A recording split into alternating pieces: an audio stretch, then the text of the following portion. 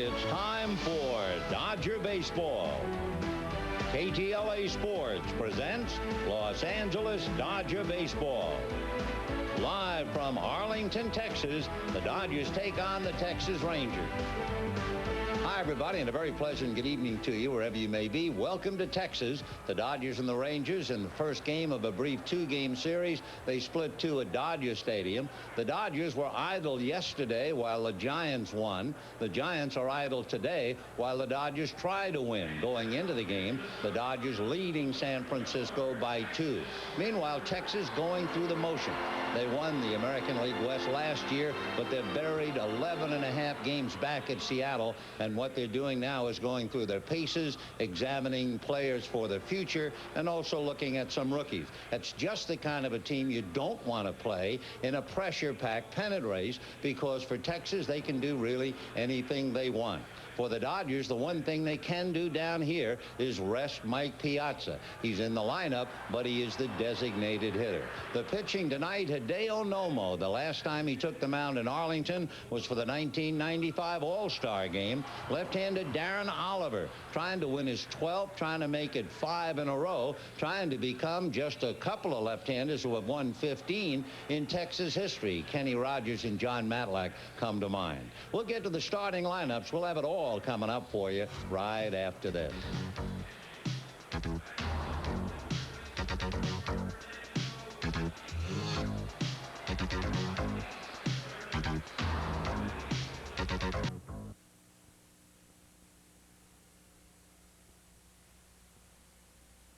To you by Jack in the Box Restaurant. Watch out, Mac. Jack's back. By Aflac, insuring over 40 million people worldwide. By Shell, moving at the speed of light. By Coca-Cola Classic, always in the game, always Coca-Cola. By Nissan, who reminds you that life is a journey. Enjoy the ride. And by Southwest Airlines. With fares so low, you have the freedom to go places and do things you never thought possible. Fly Southwest Airlines.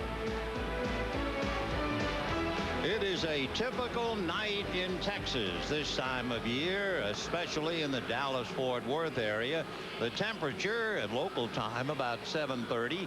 It is 93 degrees with barely a zephyr. You might call it a 7-mile-an-hour breeze, but even then you'd be giving it the best of things, barely stirring the flags in center field.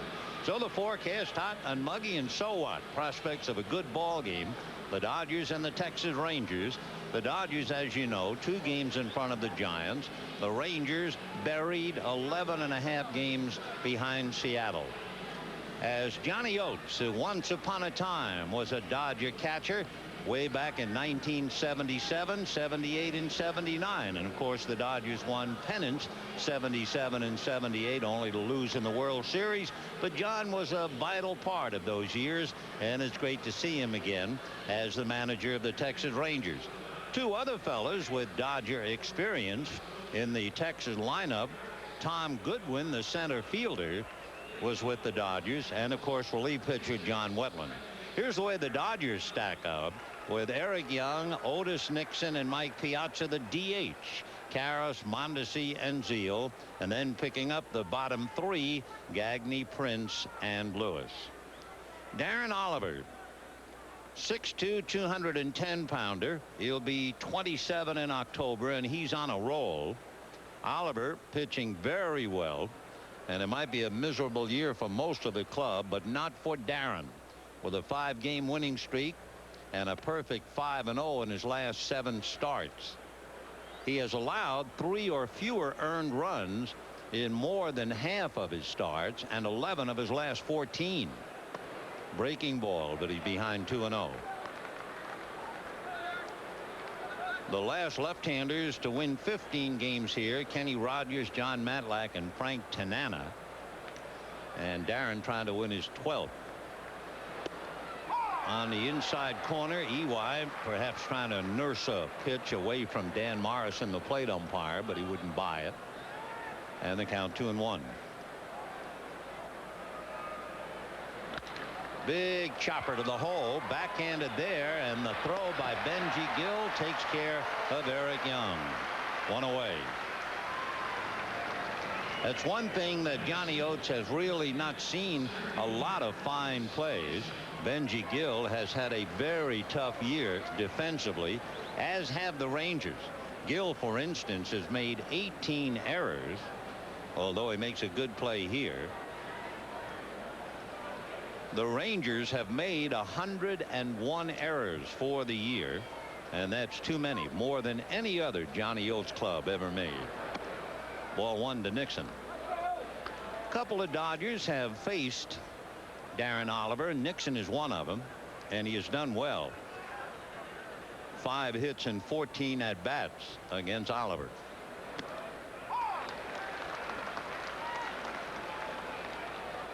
One ball, one strike, one out. We're just starting. The Giants played yesterday when the Dodgers were idle. Giants won, lopped a half a game off the Dodger lead, cut it to 2. So the Dodgers tonight would like to get that half a game back. Then the Giants will play tomorrow with Oakland while the Dodgers are here. Then the Dodgers go home. So Nixon, a .357 average in the past against Oliver. That's a strike at the knees. 2-2. Eddie Murray has rejoined the Dodgers, sitting there with his buddy Brett Butler. 2-2 the count to Otis Nixon. The Dodgers called up several, as most clubs do when you get into September land. 2 balls, 2 strikes. Ball 3.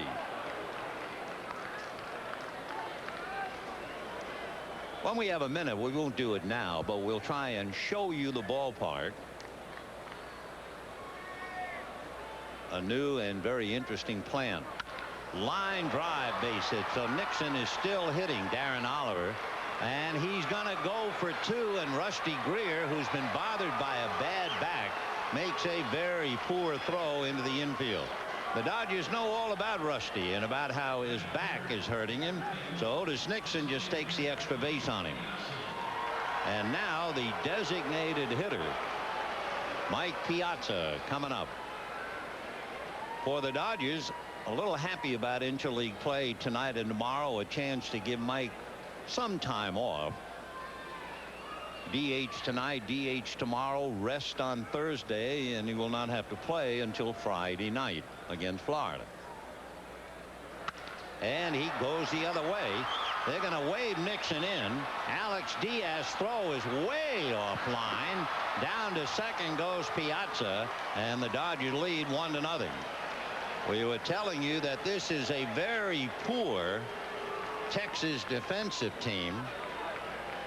And that's a pretty good idea of it. The throw by Alex Diaz almost went to Dallas downtown. So Nixon scores. Dodgers lead 1-0. And Eric Karros coming up. Breaking ball, and Mike drives it the other way.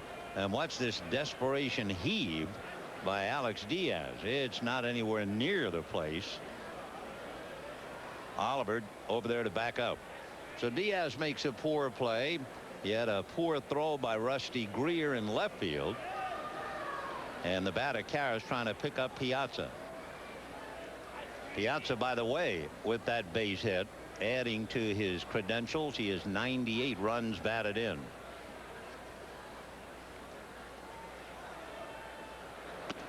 Right. Eric Karros, who has been feasting on American League teams.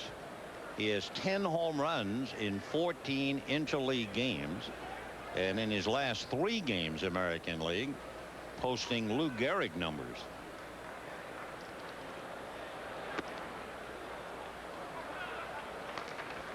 One ball, one strike. Karras overall hitting .268, 28 home runs, 91 runs batted in.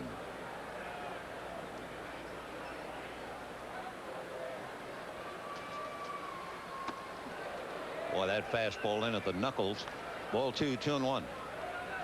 Oliver needs 5 more innings this year to set a career high for innings. He wants to get to the 200 mark, and he has a shot at it. 1-0 Dodgers, first inning. Karras was late on that pitch, and the count 2-2. Oliver glistening with perspiration, to repeat 93 degrees at 20 of 8. 2-2. And that's popped up. Right side, Lee Stevens is calling. So they get Karras, and that will bring up Raul Mondesi. Piazza holding at second base.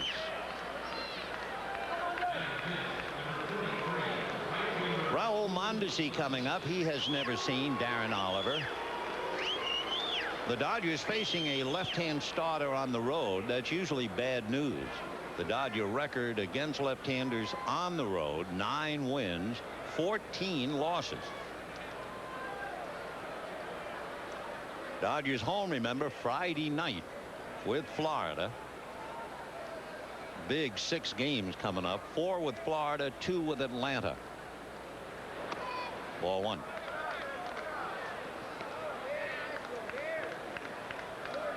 In case you just joined us, Young lost a base hit on a good play by Benji Gill. Nixon doubled to left, and Piazza singled him in. Mike waiting for a ride home. 1 ball and no strikes. That got away, but not far enough. Jim Leyritz behind the plate has been playing with a bad groin pull. Pudge Rodriguez might normally be there, but he caught 12 innings the other night, and he's been struggling of late. One reason, they say, Pudge is having problems because of contractual discussions with Texas management. So anyway, Leyritz in there tonight. And that's hammered to left, down in the corner, and bangs off the wall. Piazza will score. Mondesi into second base with a double, and the Dodgers lead 2-0. And Raul really jumped on that. He has 35 doubles, and he now has 77 runs batted in.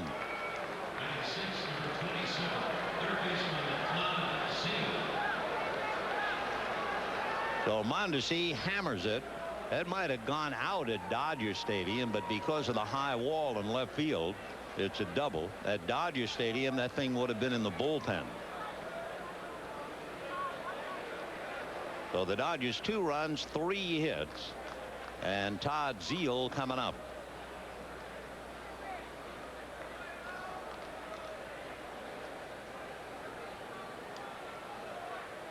Todd Zeile hitting .249 as Mondesi takes his lead.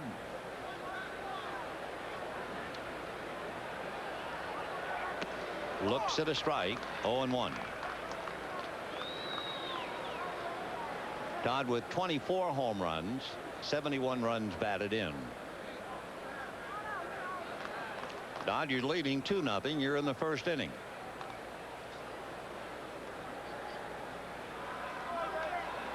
Darren Oliver is the son of Bob Oliver, who was an infielder from the middle 60s into the middle 70s with Pittsburgh, Kansas City, Baltimore, and the Yankees.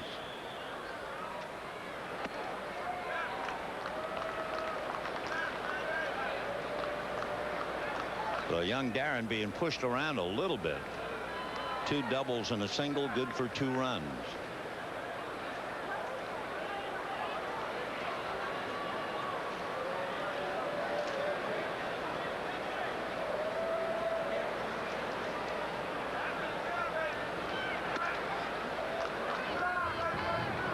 Two and 1 the count to Todd Zeile, the 6th man to come up. Greg Gagne out on deck.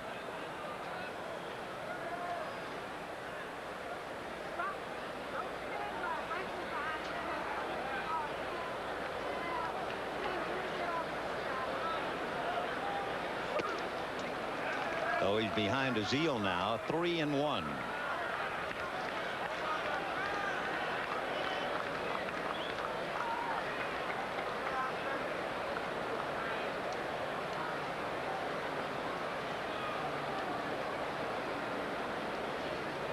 Mondesi at second, 2 out. And that's driven to right field. Diaz will pick it off, and the inning is over. So the Dodgers get 2, and at the end of half an inning, Dodgers 2 and the Rangers coming up. About to a 2-0 lead in the first inning here at Texas Stadium, and Hideo Nomo, who last pitched here in the 1995 All-Star game, had 2 scoreless innings, and he's been given a 2-run cushion to lean on. We thought we'd show you a little bit about Texas Stadium. It's kind of interesting. You can see the scoreboard out there in left field, which would remind you maybe of, I don't know, Comiskey Park in Chicago. And you also, the row of glass windows, that would be the equivalent of a stadium club. In center field, it is a complex. Now, where do you see this? 4 stories, the 4th floor. Those are all offices of the Texas Rangers.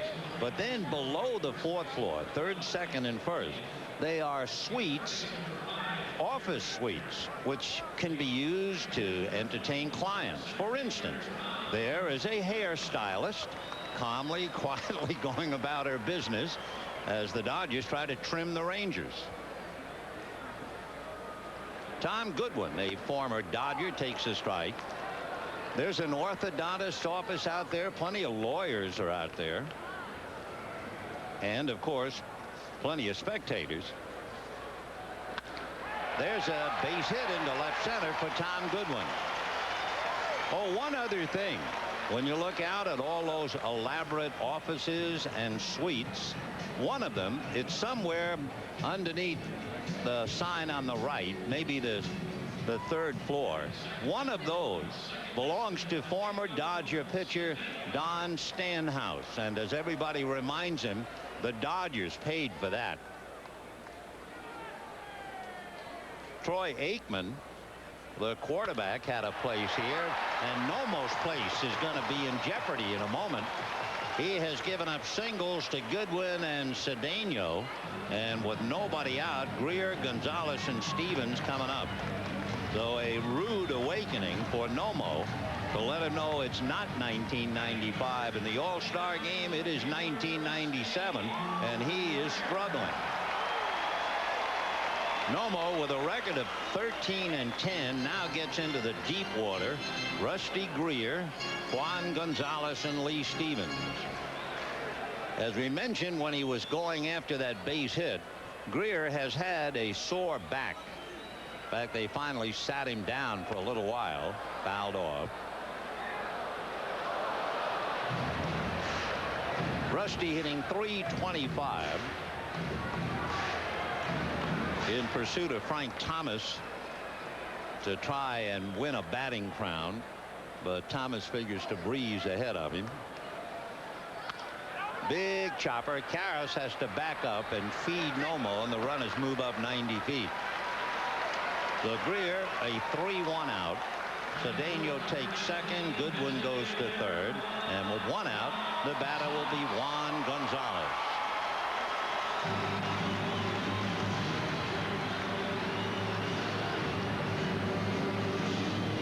Juan Gonzalez has been hot of late.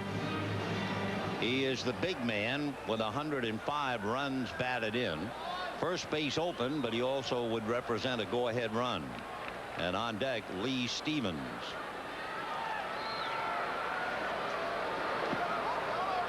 Ball 1, 1-0.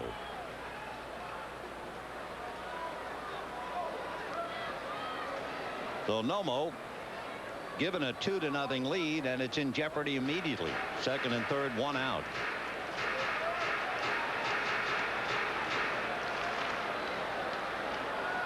Juan Gonzalez averages an RBI every 4 at-bats. So he's about as tough as they come. A drive that will go foul down the line, out of play. Another feature here that perhaps if you're from Detroit, if you look out at right field here at the ballpark in Arlington, the right field stands remind you a little bit of Detroit. And I guess that's what they tried to do. A little touch here, something borrowed, something blue. 1-1 the count to Gonzalez. Bouncer up the middle. That'll get both runs in because Nixon was playing out of state. And there you have it, a 2-2 tie. A big concern for the Dodgers, the inability of Hideo Nomo to get people out. I'm not sure what it is. You would have to be a pitching expert to know. But Nomo just doesn't throw hard anymore. And he's racked up for 3 immediate base hits. And the game is tied 2-2. So Gonzalez now with 107 runs batted in, and Lee Stevens at the plate. Stevens is a fellow who found himself, so he says, in Japan. Ball 1. Lee went to the Angels and was asked to replace the popular Wally Joyner, and he couldn't do it. He struggled. He was booed almost every time he came to the plate, and he was traded to Montreal and then released by Montreal. His career stagnated. He signed as a free agent with Toronto and was granted free agency in October, re-signed with the Angels, and was released. And by that time he said, I didn't know who I was. So he found peace playing for 2 years in Japan. After the 2 years in Japan, he came back, and now he's doing very well here. Hitting .289, 52 RBIs, 15 home runs.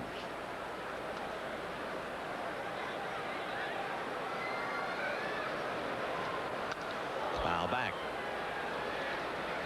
So they let Stevens swing 3-0, and the count 3-1.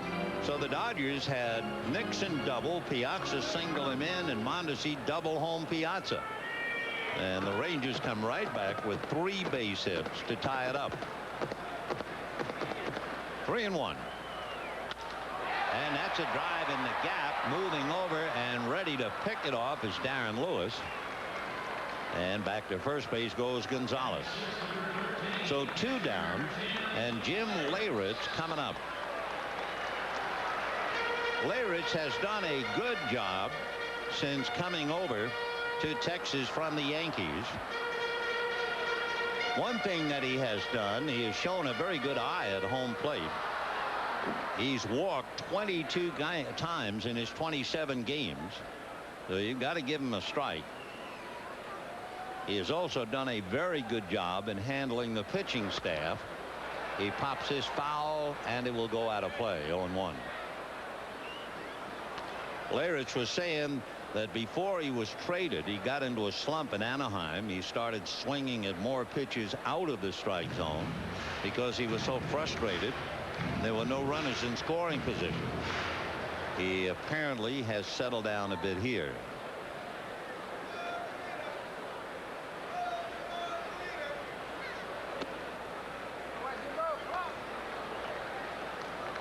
One ball and 1 strike to count.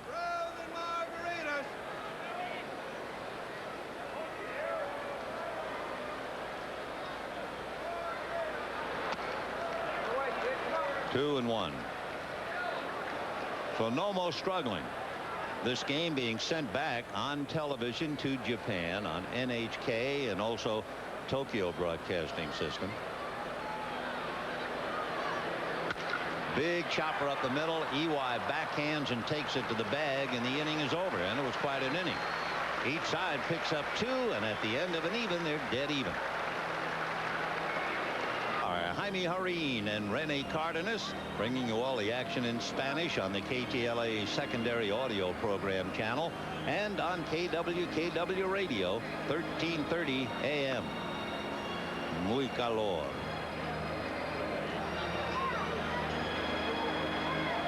The ballpark at Arlington, the home of the Texas Rangers, and we have a 2-2 tie in the first inning. So the Dodgers coming up, and they will start with Greg Gagne, then Tom Prince, and Darren Lewis.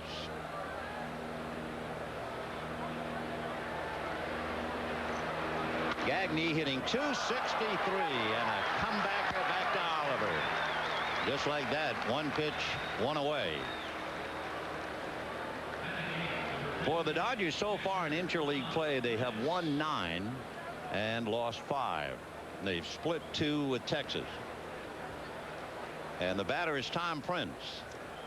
So Tom getting a chance to play back-to-back games and give Mike Piazza a rest as far as putting the tools on. So Mike, the DH.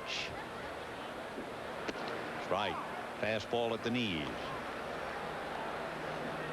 It was back in July when Tom Prince homered on consecutive games. First time he had done that in his career. 1 ball, 1 strike.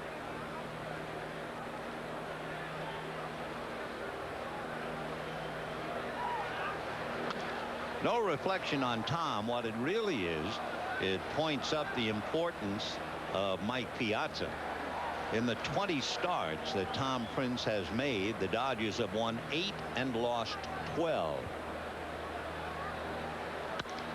High fly ball. Tommy Goodwin will put that in a ball bag. It's a big ballpark. Deepest part, 407. Out there in deep right center field. So Piazza sees his backup catcher hit a fly ball. We have 2 down, and Darren Lewis coming up.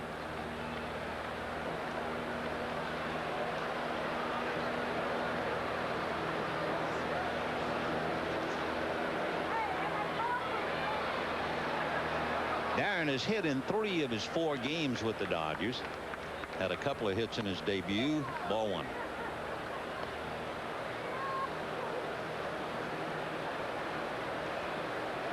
Dodgers turning things around from the last day of June. On June the 30th, the Dodgers were 8 games behind the Giants.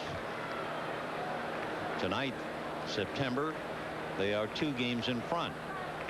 Texas happy that August is over with. They won 14 and lost 17 in the month of August. And what was depressing down here, remember, Texas won the West last year.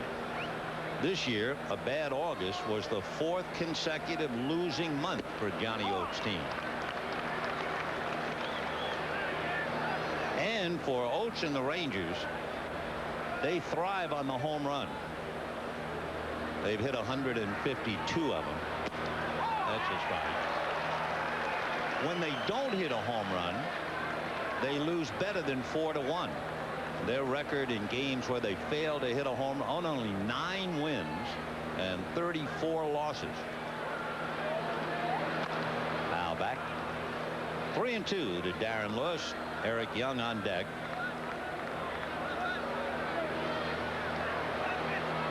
Eric Young winning a friend.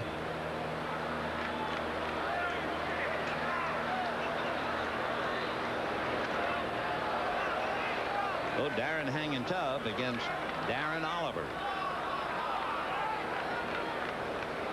Where the Dodgers turn things around after the All-Star break so that they're trying to win their 40th game. Gone the other way for Texas. They've won 21 and lost 31. Whoops.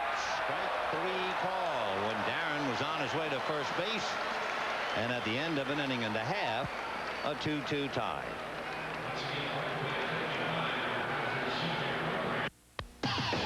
And Alex Diaz and Benji Gill in that order. Tatis has done far better than people expected.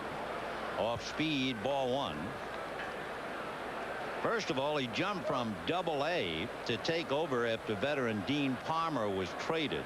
And he's really surprised everybody with how well he has played. He's hitting .264. Lifts one down the left field line. Gagne looking at Lewis, and Lewis backhands the ball for the out. Nice play by Darren. 1 away. Say, friends, don't forget, tickets for Division Series playoff games that may be played at Dodger Stadium go on sale this Thursday, starting at noon at Dodger Stadium for cash orders only. Gates open at 11 a.m. Numbered wristbands will be distributed for a random drawing at 11:45. credit card orders can be made by calling 213-2241-HIT or any ETM ticket machine. A strike to Alex Diaz.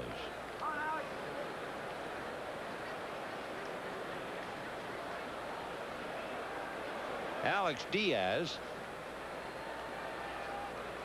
last year was with Seattle, and he was banged up with injuries, only played 36 games. You may remember Alex played for the New York Mets for a little while, but basically he's been in the American League.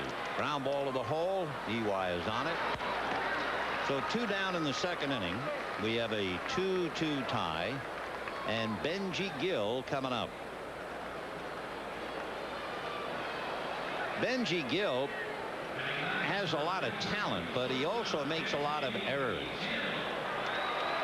Bucky Dent has been working on Gill, among other things, and Dent knows about double plays.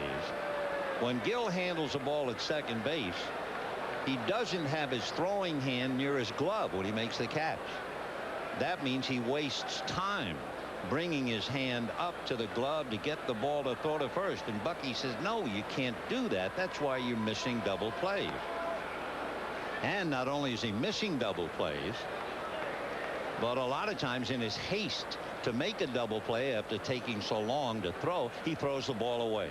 That's why he has 18 errors. So they're kind of down on him here in Texas. Also, he's only hitting .225. His fielding percentage is the lowest among American League shortstops. Foul back, and that took the mask right off the head of Tom Prince.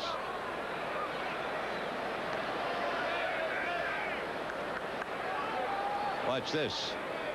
And it took his mask off and also gave Dan Morrison a jolt, the plate umpire.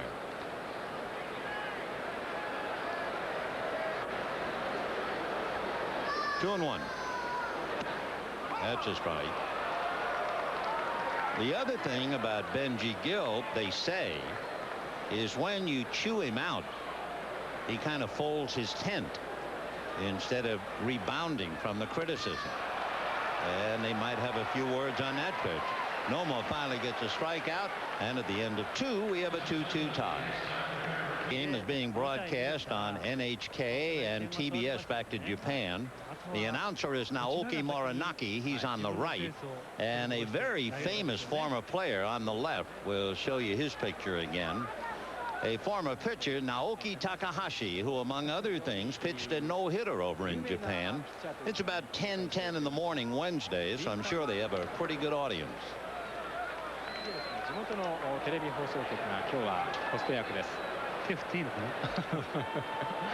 Nomo does. 13-10 has won his last 2 decisions. Oliver, the player of the month, the pitcher of the month in July, has won 5 straight. 2-1 to count to Eric Young. EY robbed of a hit. A good play by Benji Gill. He was late on that and also kind of non-committal. 2-2. Eric has done well as a Dodger. Since he moved over, he has played very well. And comes up with a looping base hit to center. So Young with a single, and the batter will be Otis Nixon, who doubled in the first inning. Dodgers 2 runs, 4 hits. Rangers 2 runs, 3 hits.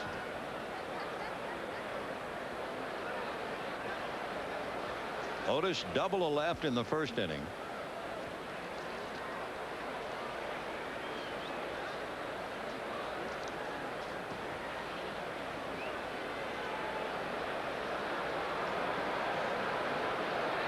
Young drawing a throw, which is what he wanted. He wants to take a look at Oliver's best move, but at the same time he wants to see it without being picked off.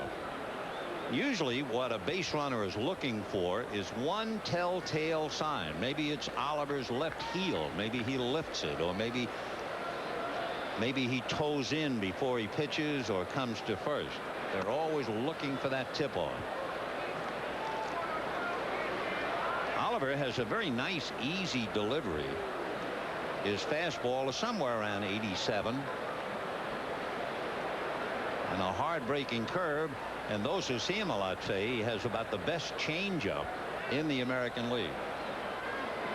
He also has one of the best pickoff moves in the American League, so EY has to be careful. Well, he was able to read that. But then again, what a pitcher will do is give you his commercial move. He's going to try to sell you on this is my best move, knowing full well it's not. So it's the battle within the war here. Eric Young with 39 stolen bases. Boy, that was tough. EY wasn't quite sure. Oliver kind of hung up before delivering.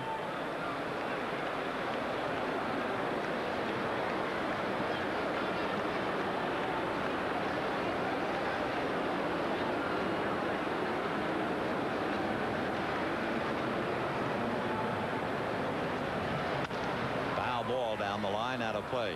Interesting, that shot, which comes from behind third and across the infield, might mislead the viewer to the extent it looks like EY has a bigger lead than he really has.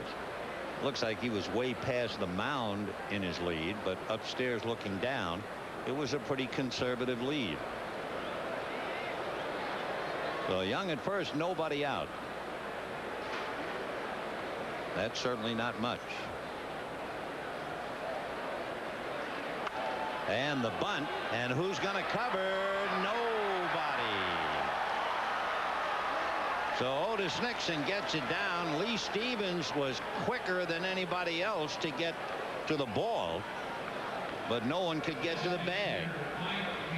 So Otis Nixon, a bunt single, and the Dodgers are in business.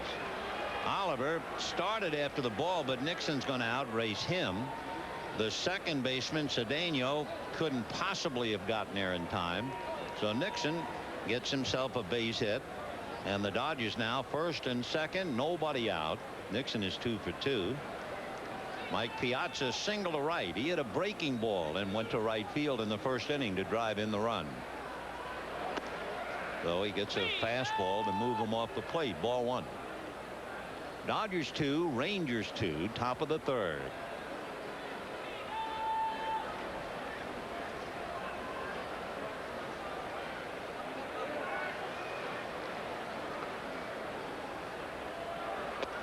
Fastball in there. 1-1 to Mike Piazza, hitting .354. And as you can see, the hot zone, the red areas where he likes the ball.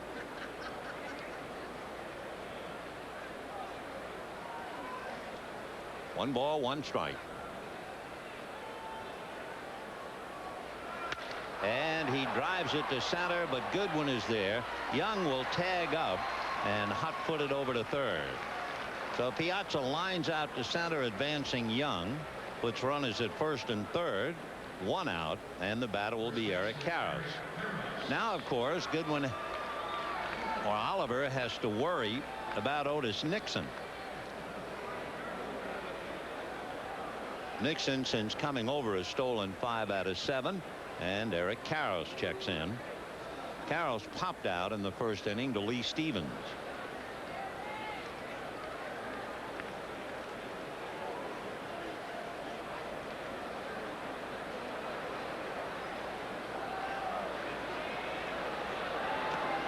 Ball 1.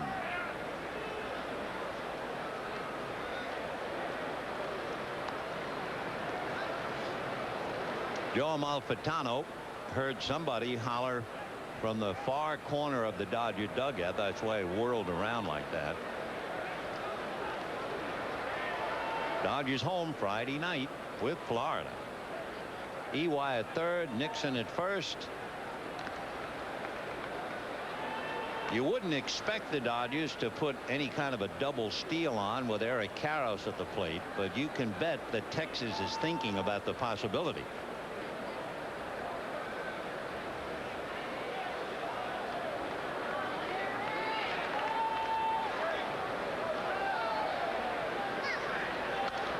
Foul back.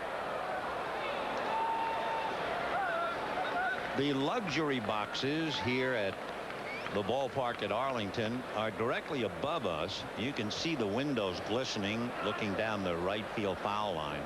They go completely around the ballpark. That's where we are. 1-1. One other thing, it brings back memories of Ebbets Field. Only you ought to see this.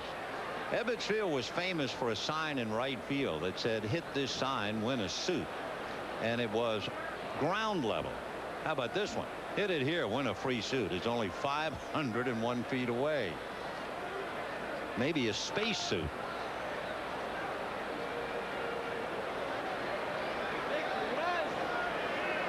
Nixon at first, Young at third, so the Rabbits are loose.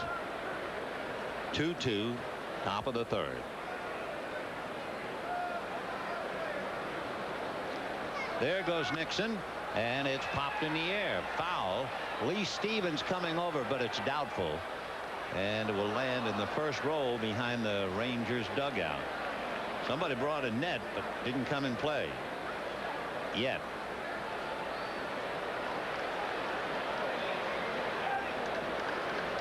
So 1-2 the count to Eric Karros. Eric Young standing at third. Otis Nixon at first. One out. Darren Oliver trying to get out of the jam. Oliver's paid the price. He's had surgery 3 times in the last 6 years because of injuries. There goes Nixon. Foul back.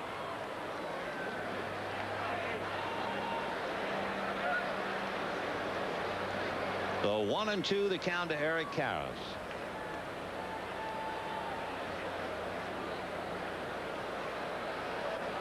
Boy, one thing, if you are a pitcher and you pitch here, you have to be strong in this heat.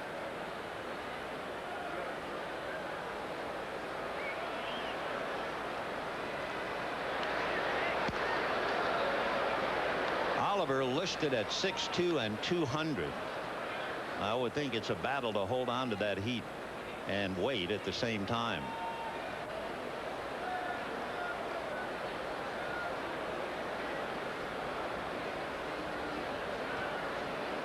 One and 2. Time. Remember a doubleheader the Dodgers played in Houston before they built the indoor ballpark. Koufax and Drysdale pitched the doubleheader, and each man lost 15 pounds. I mean, that's a shock to the system in a couple of hours. First and third, one out in the third, a 2-2 tie.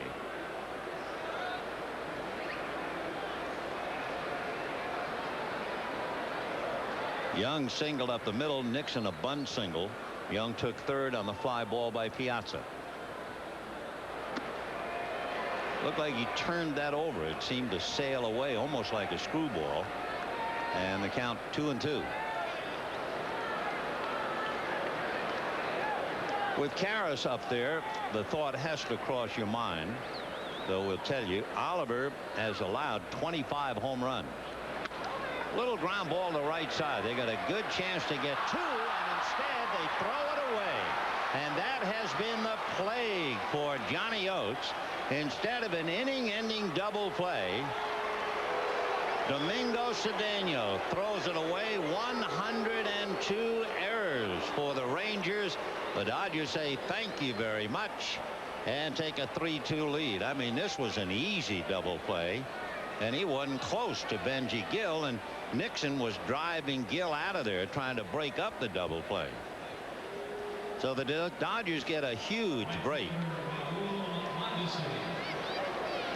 Tiebreaker scores. Karros goes to third. By the way, Karros will get a run batted in because you can't anticipate a double play. He'll take that. So Ewald brings it in, and the Dodgers lead 3-2. Now second and third, Raul Mondesi, who blistered one off the left field wall to drive in Piazza in the first inning. There is nothing more demoralizing than to have a poor defensive team. I mean, it's one thing not to be able to hit, or it's one thing to hit a lot and have poor pitching. But day in and day out, they have had a dreadful defensive team, the worst Johnny Oates ever had. Strike. Of course, you have to realize a lot of people have changed. I mean, they had Darrell Hamilton in center field. He didn't make an error, and center field has made at least 6 errors, and it's gone that way all around. Kevin Elster was a pretty solid shortstop for them last year, but Benji Gill has been highly erratic. 18 errors plus all of the erratic plays that he made, but to no avail. Little dribbler up along third. The throw to first, that was almost a bad throw. Nixon scores. The Dodgers take a 4-2 lead. Mondesi gets a run batted in, and the batter will be Todd Zeile. Taking third is Eric Karros.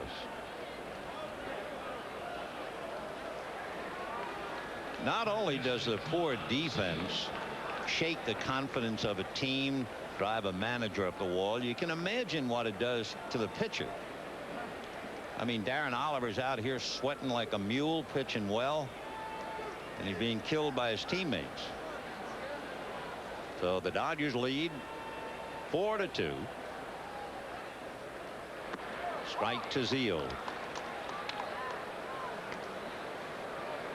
And remember, although there's only 1 error charged, the Dodgers had a leg double on the ball hit to left field. Rusty Greer scored a run on a terrible throw by Alex Diaz in right field.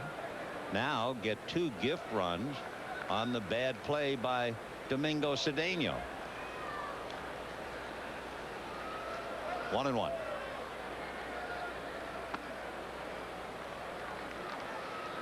Meanwhile, trying to cool off with that big fan, Hideo Nomo sitting directly below it alongside of Billy Delury, the Dodger traveling secretary. It's 4-2 Dodgers, top of the third.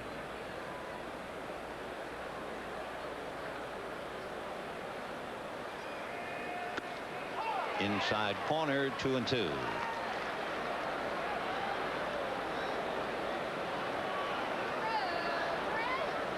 So Karras down the line from third, and the Dodgers leading 4-2 here in the third.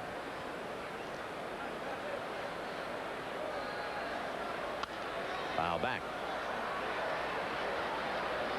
Once upon a time, when they built this stadium, they talked about the wind that blows from left to right, and at night you can't see them, but atop where all the signs are, they have screens in there to deflect the wind.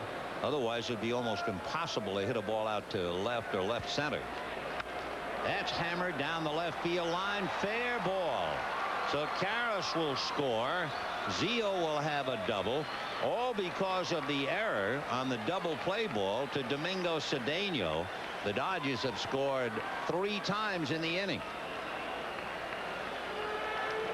So they lead 5-2.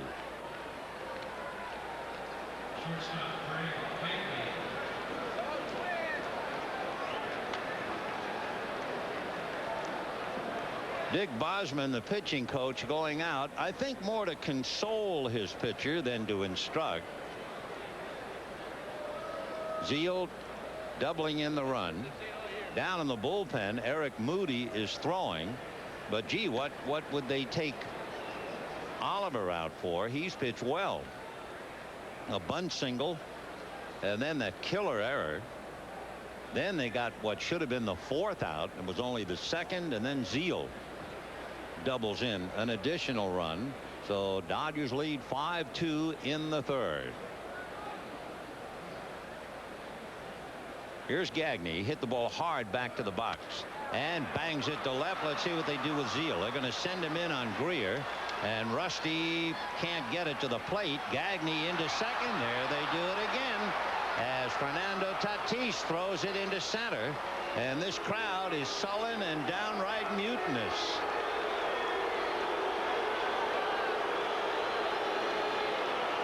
So Gagne a base hit to score Zeal. And Gagne winds up at third on the error charge to Fernando Tatis. It has been a nightmare inning for Oliver, not to mention what it's done to the stomach of Johnny Oates. So Tatis will draw an error. Cedeno has drawn an error, and the Dodgers have picked up 4 gift runs. Right. It's 6-2 Dodgers, top of the third. And Prince trying to pick up Gagne.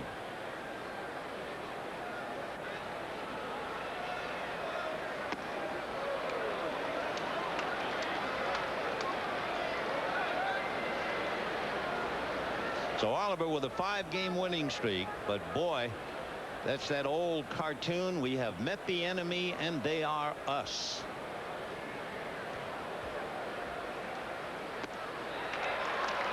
Oh, 2 and down he goes. But the Dodgers sent 8 men to the plate. 2 huge errors by Domingo Cedeno in particular, and it's 6-2 Dodgers. The generosity of the Texas Rangers, Dodgers lead 6-2, bottom of the third inning.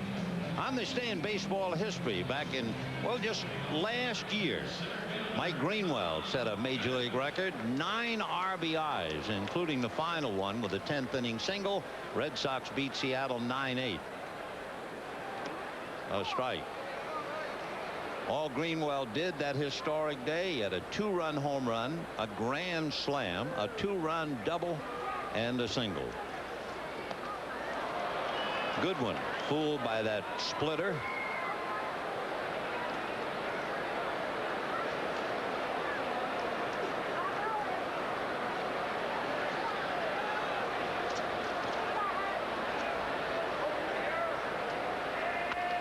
Hit slowly off the stick. Goodwin's a rabbit, and Gagne just did get him.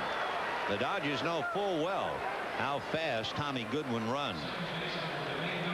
1 away, and the batter Domingo Cedeno, whose error opened up the door in the third inning. A perfect double play ball off the bat of Eric Karros, and instead of ending the inning, the Dodgers wound up with an additional 4.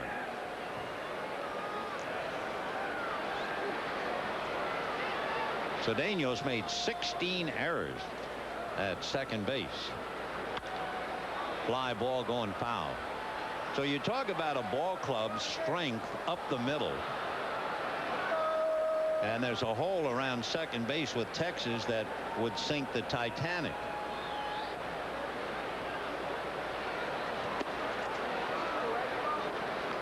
Cedeno with 16 errors. Benji Gill 18. That's 34 errors around the bag. 2-1. Just to add to Johnny Oates' woes, the Rangers have been striking out a lot. Ground ball speared by Karros. Juggles, feeds no more. So just the opposite. The Rangers have been butchering the ball, and the Dodgers come up with a good defensive play. 2 down. Eric going to his gloved side. That helps a little bit, but then he had a little trouble. Still got it to his man. So Rusty Greer coming up. Good play by Karros. 2 down, third inning, 6-2 in favor of the Dodgers. Strike to Rusty. 0-1. So Darren Oliver can only go back out there and give it his best shot.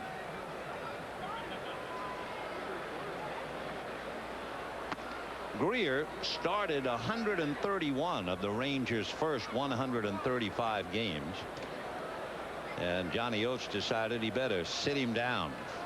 He has a reputation of great defensive brilliance.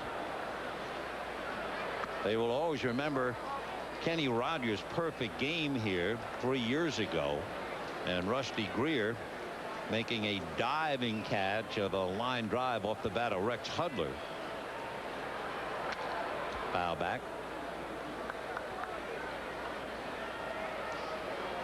Rusty hitting .324 last year. He hit .332.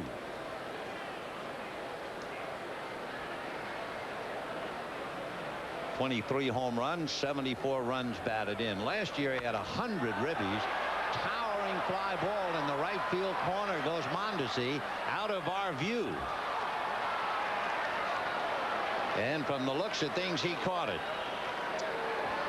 Rumor hath it that he caught it. Well, Ross will be along in a minute at the end of 3. 6-2 Dodgers. Park in Arlington. A year ago, the Rangers committed the fewest errors in Major League Baseball, but not this year. And tonight, they just threw away a double play, and as a result, the Dodgers took advantage and scored 4 to go ahead 6-2. The Giants are not playing. If the Dodgers win, they'll again lead the National League West by 2.5. And remember, the Dodgers home Friday night to face Florida. Opening game of a 4-game series could be a preview of a playoff matchup. Darren Lewis ready to lead off for the Dodgers against Darren Oliver here in the 4th inning. Lewis shows bunt and takes low ball 1. Lewis was the only Dodger not to hit in that 4-run 3rd inning flurry.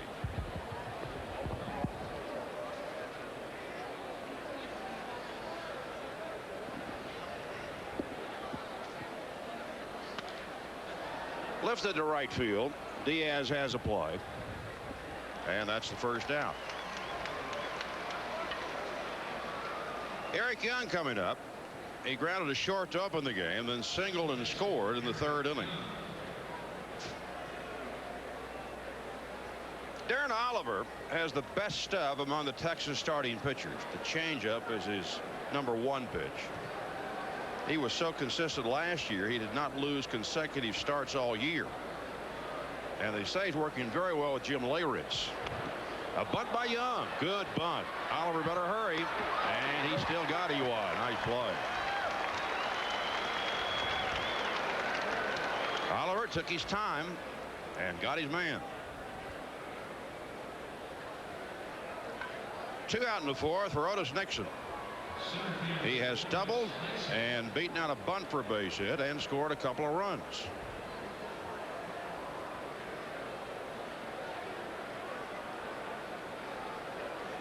The Dodgers have already had 3 doubles tonight. Mondesi and Zeal had the others, each driving in a run. Jim Leyritz is handling Oliver for the 5th time. Jimmy's 9th start behind the plate. And Oliver's been red hot. He's won 8 of the last 9. Nixon has got his 3rd hit of the evening. So Otis is aboard again. And here is Piazza. That is the Dodgers' 8th hit.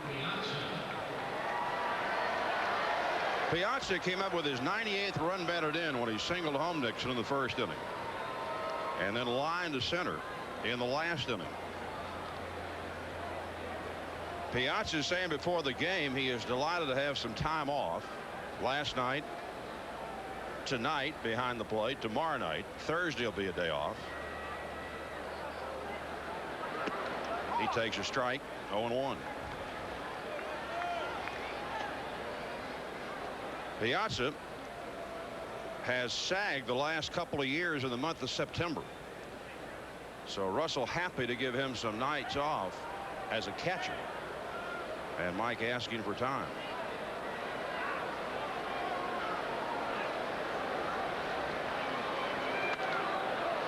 Popped up. Lee Stevens going over.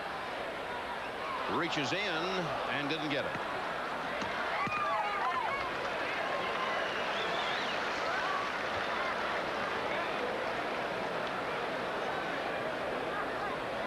Piazza's numbers have always been better in the first half.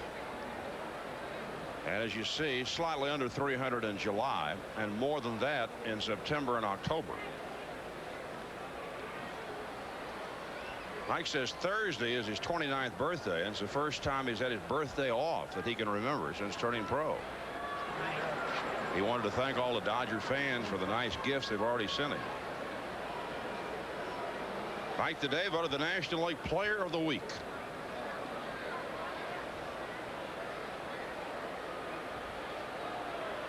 Six to 2 Dodgers, 4th inning. Nixon a threat to go with 2 outs. And Piazza goes the other way, slices it toward the right field corner. And it's a fair ball. Let's see if Nixon can score. He will easily. And Piazza's going to go for a triple. And he's got his 99th RBI, and the Dodgers have a 7-2 lead.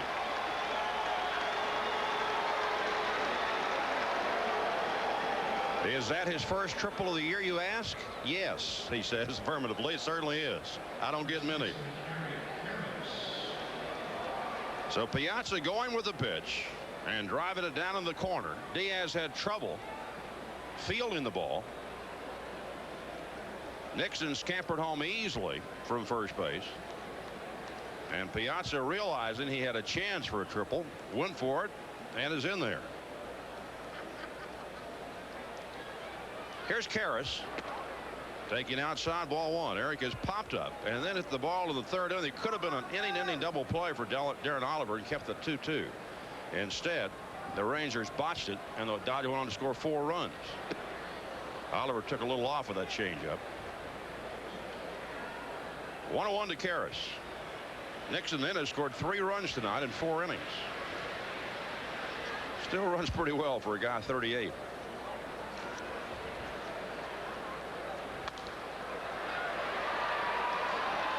One and two to Karras.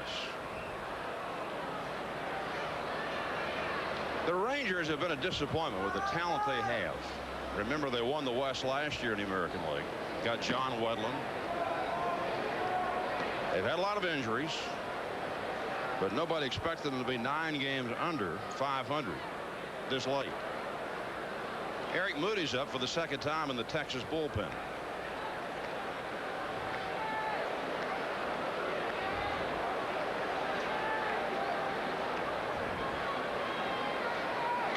Hammer toward left field. Greer has it.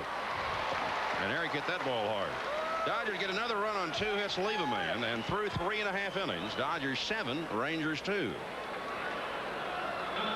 In warm Arlington, Texas, the Dodgers bowled ahead of the Rangers by 5 runs in the middle of 4th inning tonight. 92 degrees at game time, and Hideo Nomo, who struggled early, now gets ready to face Juan Gonzalez, Lee Stevens, and Jim Leyritz in the bottom of the 4th inning. Off speed pitch inside. Gonzalez singled in the 2 Texas runs in the 1st inning to tie the game. Juan was hit in the head for the first time in his 12-year career by Seattle's Bob Walcott in June. Fortunately, he was not seriously hurt. Driven to left center field. And off the wall. Nixon will get it back in, and here is Gonzalez in with another extra base hit. He is some player. When you realize that he has missed at least a month of each of the last 3 seasons and still put up the numbers he has put up, it is truly amazing. He picked up his 106th and 107th RBIs of this year tonight, and yet he's missed 29 games this season. Still hit 32 home runs. He's like Ken Griffey Jr. He will not use heavy weights. He's gone to light weights this year, but that's it. All right, here's Stevens, who lined to left his first time up, drives another one to left field. Coming up, Lewis into a slide, can't get it. Gonzalez coming to third, and he's on the way home. Down to second, Lewis, the throw to Young, and they got it.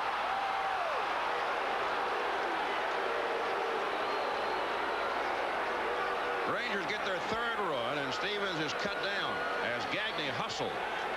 Went out in the outfield, retrieved the ball after Lewis couldn't make the sliding catch. And now Johnny Oates out arguing with the second base umpire, Ted Barrett. Stevens will pick up an RBI, but he's the first out of the inning at second base. Lewis couldn't get to it, but watch Gagne. Just kept going to get it. And fired it into Young.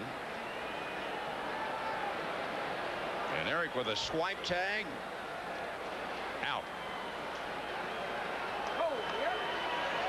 So Johnny Oates, a former Dodger catcher back in the 1977, 78, 79 seasons, goes back to his dugout.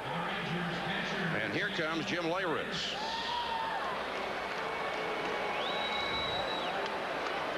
Leyritz coming from the Angels July 29th in the deal for Ken Hill. Texas to get another player in that transaction. The Rangers are a little bit disappointed in Pudge Rodriguez, their all-star catcher. Layrich takes high. 2-0. They say that since Rodriguez signed that 5-year, $42 million contract extension July 31st, he's missed some games. Just doesn't seem to have the drive he had before that time. He says he's out with a sore back. 3 balls and no strikes to the former Yankee. And Nomo gets it in for a strike.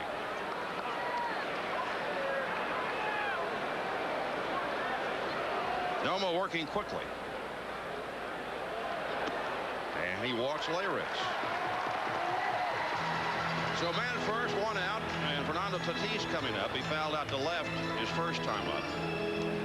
Tonight's Outtown Scoreboard brought to you by Home Base. Number of interleague games going. Palmeiro's homered for Baltimore. Alou for Florida. They're in the 9th. Pittsburgh is rallied to lead Cleveland. Sean Dunston 2 homers for his new ball club, the Pirates. Mike Grace of the Phillies pitched a 3-hit shutout against the Yankees. Boston and Montreal tied. Henry Rodriguez with a big home run for Montreal. And Cincinnati leading Kansas City on a 2-run double by Reggie Sanders. Take a look at the rest of those scores in a moment. Tatis, whose cousin pitches for the Cubs, checks his swing and takes a strike. Tatis had a big year in Double-A ball at Tulsa. And since they brought him up, he's played every day at third base. They say he is vulnerable to the off-speed pitches. Loves the fastball. Inside. Tatis, they say, has tremendous bat speed.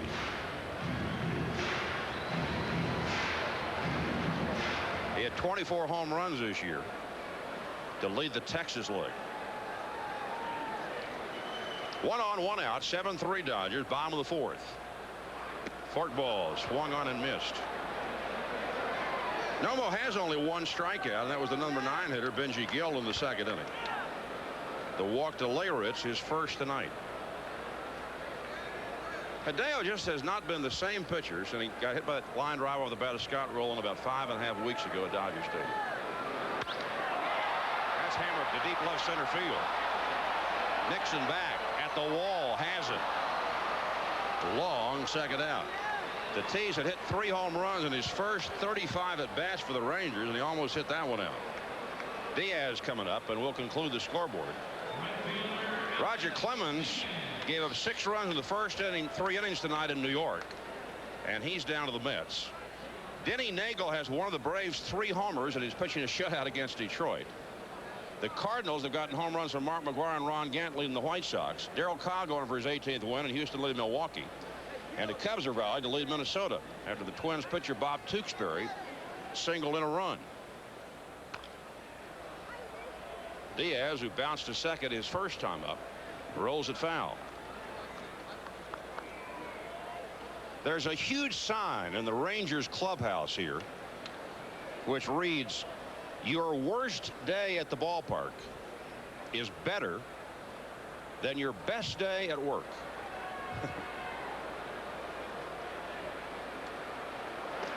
One ball and 1 strike. Ismael Valdez will pitch for the Dodgers here tomorrow night in their final interleague game of the season. He'll go against 11-game winner Bobby Witt. Witt hit a home run off Valdez in Los Angeles this year when the Rangers won 3-2. Dodgers came back the next night to win 6-3. Went for a high one. 1-2. Nomo trying to win his 14th. Chonho Park was originally scheduled to pitch this game with a 7-day rest, but they're holding him back until Saturday at home against Florida, simply because they don't want to tire him out. So he'll go on 10 days rest. Hit foul. There's Chonho. Pitching coach Dave Wallace of the Dodgers telling me this afternoon, "I couldn't sleep at night if I came to the conclusion that I caused Chonho to have a bad September."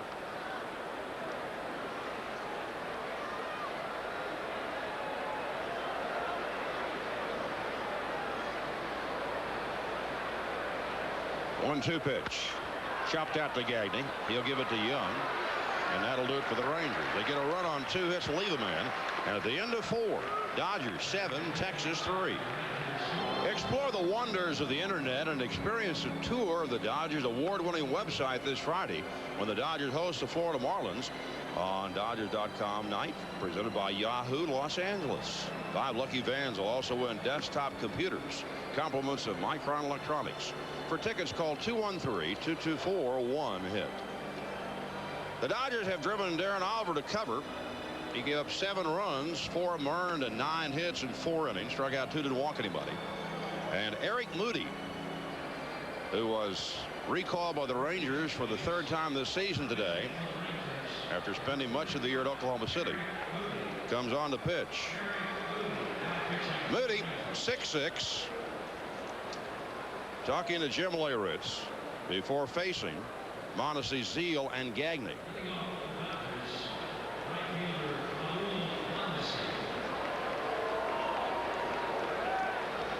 The Rangers last year got 75 victories from their starting pitchers, one of the best marks in baseball. This year they've not had that success with the starters, and as a result they have struggled. They had the worst record in baseball in June, and they've been battling uphill ever since. Mondesi has an RBI double and RBI ground out tonight, and he takes ball 1 from Moody. Only Larry Walker and Jeff Bagwell have more extra base hits than Raul Mondesi in the National League this year. He takes a strike. 1-1. Only in the 2nd inning tonight did Oliver retire the Dodgers in order. 2 runs in the 1st, 4 in the 3rd, 1 in the 4th, and the Dodgers leading 7-3 in the 5th inning. That's good for a strike. 1-2.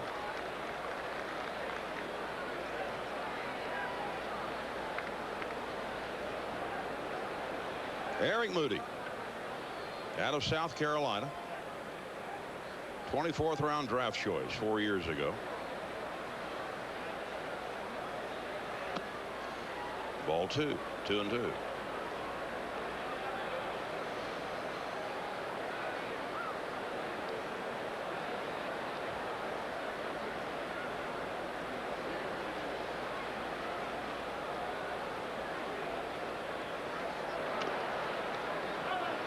Full count to Mondesi.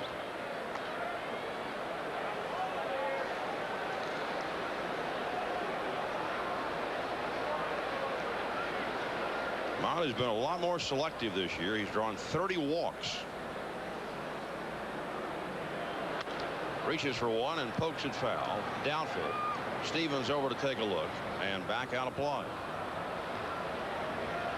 We told you Denny Nagel had hit a home run in Atlanta tonight for the Braves. So have Javier Lopez and Keith Lockhart. And Nagel working on a shutout.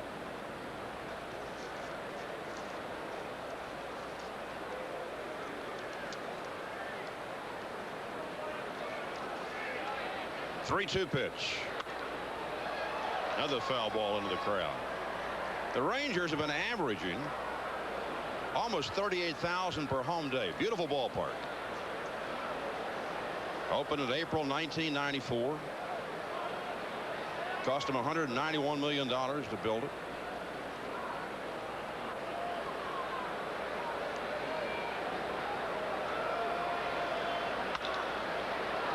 Mondesi's got another base hit. So the Dodgers in double figures in the hit column in 4+ innings tonight. Here comes Zeal. He's lined to right, double in a run. The Pacific Telesis Network is proud to salute Todd Zeal for his work with the Make-A-Wish Foundation and the Special Olympics.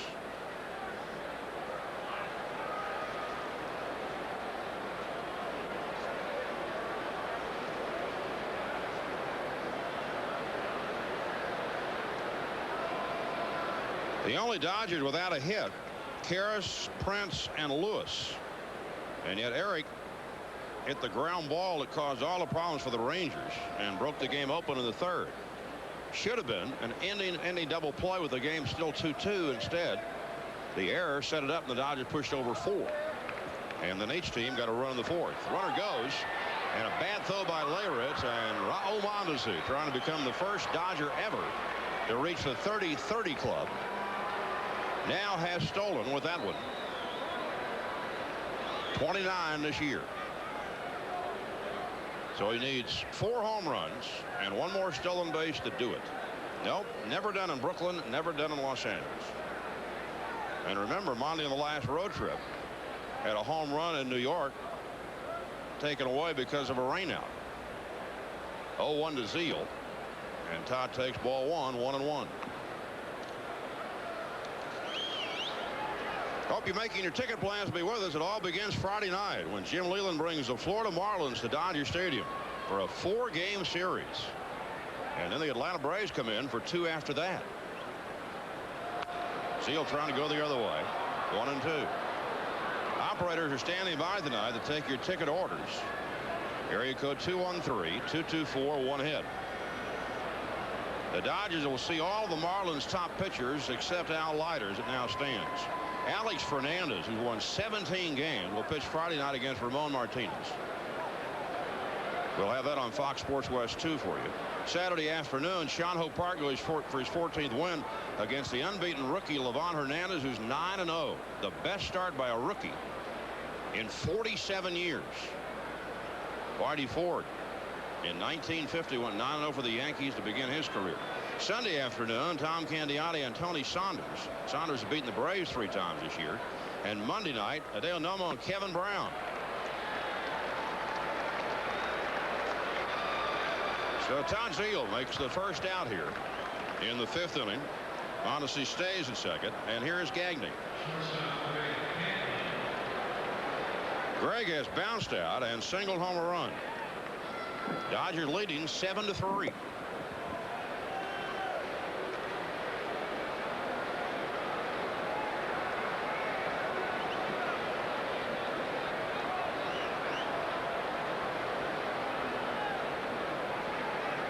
Second baseman to the bag, and the pitch taken high. Domingo Cedeno was going in behind Mondesi, and Moody came to the plate.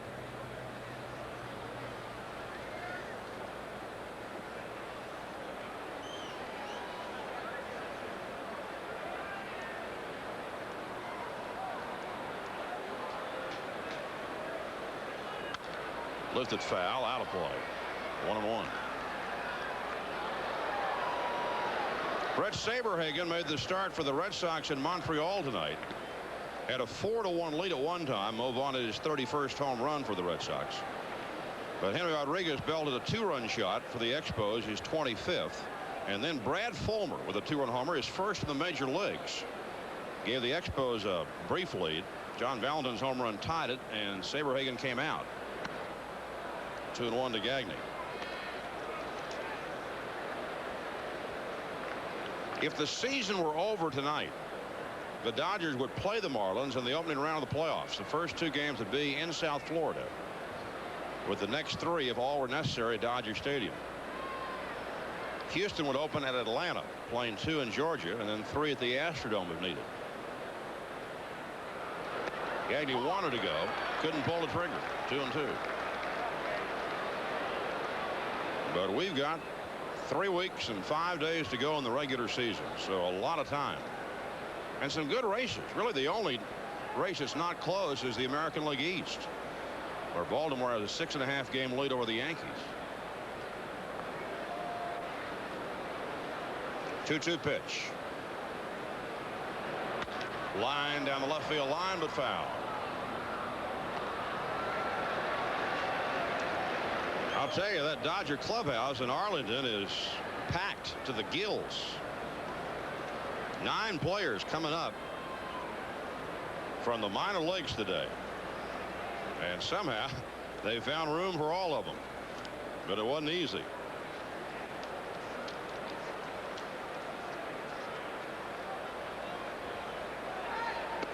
Inside, ball 3. 3-2 to Gagne. Tom Prince on deck.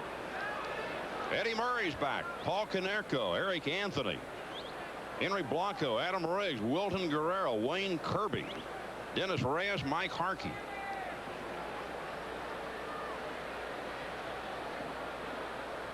Three-2 pitch. Moody to Gagne. Hammered, but foul.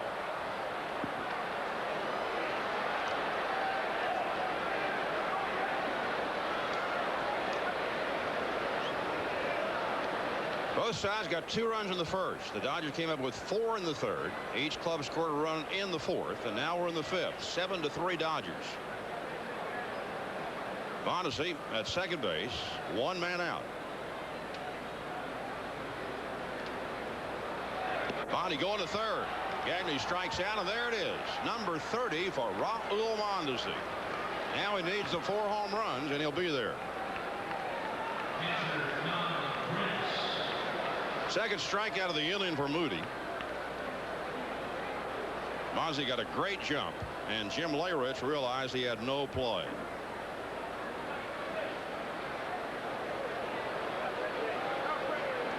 Tom Prince tonight has flied to center and struck out. Ball 1. If the Dodgers win, they'll be 10-5 in interleague play. Won all 4 from the Angels, 3 of 4 from the A's, 1 of 4 from Seattle, and so far they split 2 with the Rangers. Prince drives 1 to left field and deep. Rusty Greer going back, and this ball is a home run for Tom Prince, and the Dodgers lead 9-3.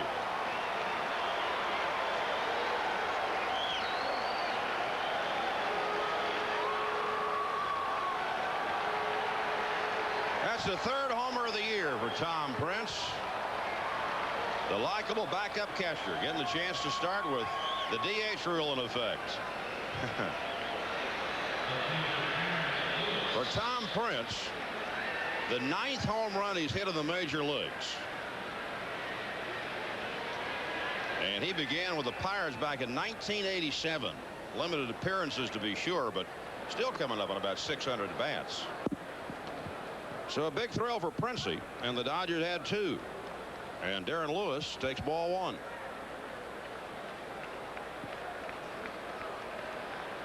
Moody left it over the plate. So there's the first home run of the game for the Dodgers. And a man who doesn't hit many contributes right there.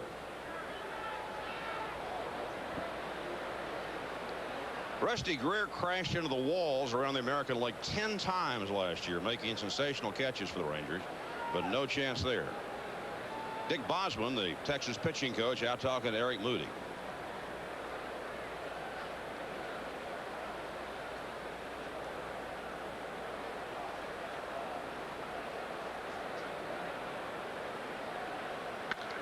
Bouncer up the middle.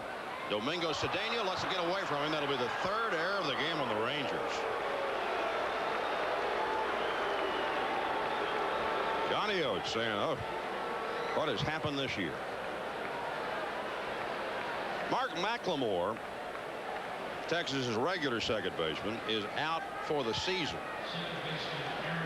Knee surgery.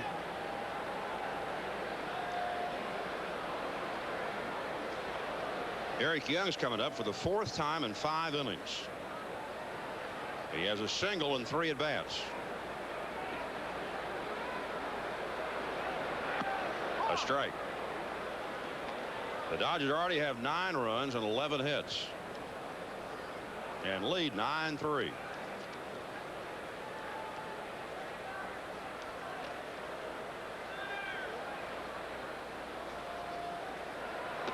Inside. Nice stop by Leyritz. Pittsburgh just beat Cleveland 6-4. Sean Dunston with 2 home runs to drive in 4 and help Jose Silva beat Jarrett Wright. Rich Loiselle with his 25th save. Tony Fernandez homered for Cleveland. So that puts a little pressure on Houston. Hit. Foul pass first. 1-2 to Eric Young.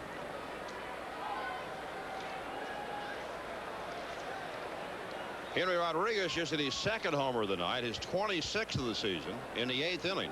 And Montreal now leads Boston 6-5. Speaking of the Astros, the Brewers just caught them in the 7th inning at Houston on a sacrifice fly by Gerald Williams. That's 2-2. The Pirates 2.5 games behind the Astros in the National League Central Division. Florida 3.5 behind Atlanta in the National League East. Atlanta still leading Detroit 5-0 in the 8th inning.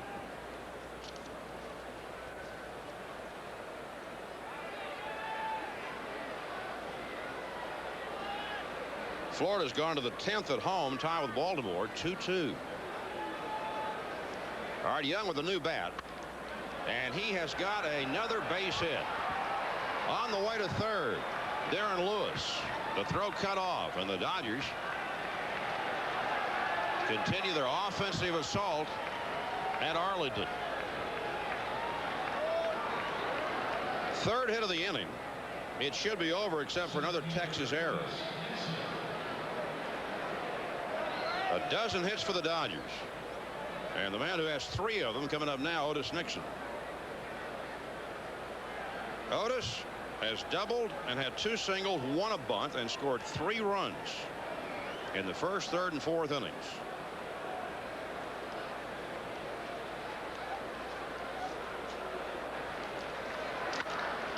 Bounced out to second. Cedeno's got this one and throws him out.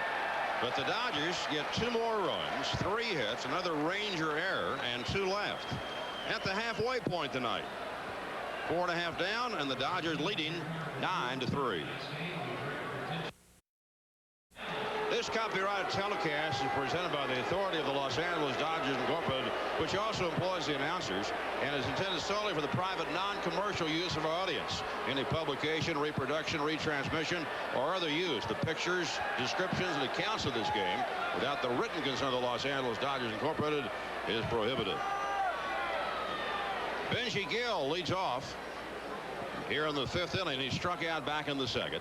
Deo Nomo given a 9-3 lead now, trying to win his 14th of the year and become the winningest pitcher on the Dodgers staff. A lot of people think that the Rangers are showcasing Benji Gill for an offseason trade. Billy Ripken had replaced him as the regular shortstop, and then Billy got a herniated disc, and he's on the sideline.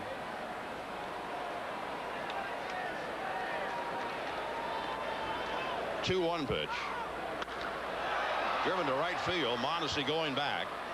Under it now. And makes the catch. 1 out. Tom Goodwin will be the hitter.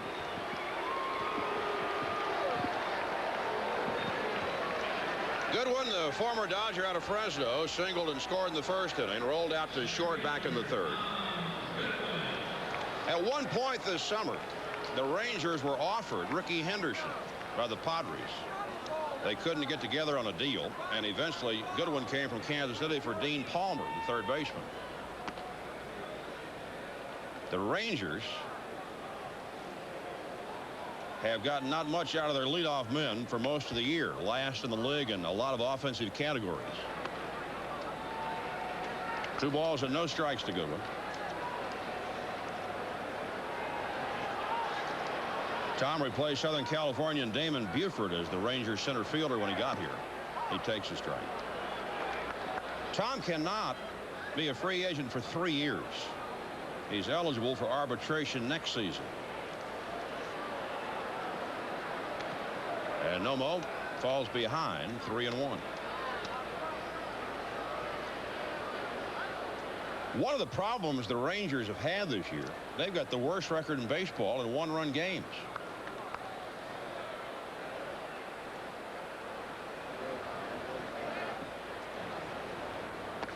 And Goodwin's on. So Tommy Goodwin, who is 4th in the American League with 44 stolen bases this year, is the runner first base with 1 out in the 5th. And here's Domingo Cedeno. He singled, scored a run, and been robbed on a nice play by Karras in the 3rd inning.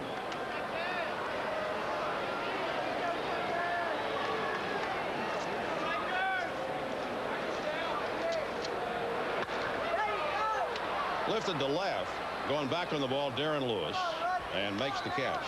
And that's the 2nd out. Here comes Rusty Greer. He has grounded out to Karras, fouled out to Mondesi. Rusty Greer had back-to-back games against the Chicago White Sox a couple of weeks ago that were unbelievable. He drove in 6 runs against Chicago the first day, came back the next day and drove in 6 more. That's what you call a pretty good 2 days. He takes a strike.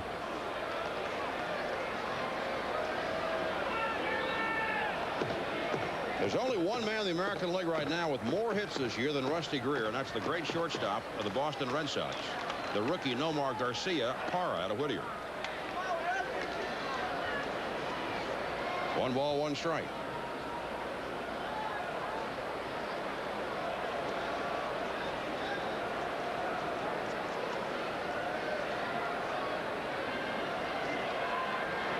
That's high. 2-1. Nomar needs 1 more out to qualify for a victory. Atlanta finished off Detroit 5-0 tonight. So Denny Nagel won his 19th. All the way a 4-hit shutout. Runner goes from first, and Greer fouls it out of play.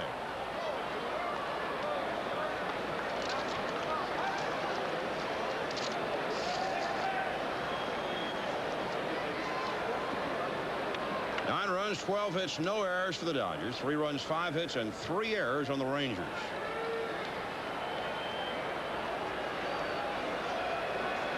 Again, the runner goes, and there's a base hit for Rusty Greer. And Goodwin keeps going to third. So the Rangers put runners at first and third with 2 men out in the 5th inning. And here comes the always dangerous Juan Gonzalez.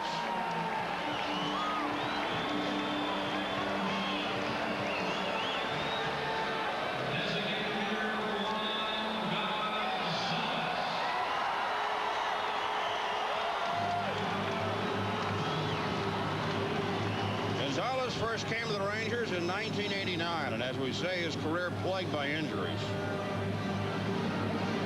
Imagine, he missed 28 games last year and still slugged 47 home runs and drove in 144 to win the MVP award in the American League. Takes low for a ball. This year, Gonzalez didn't play until May. Had a torn ligament in his left thumb.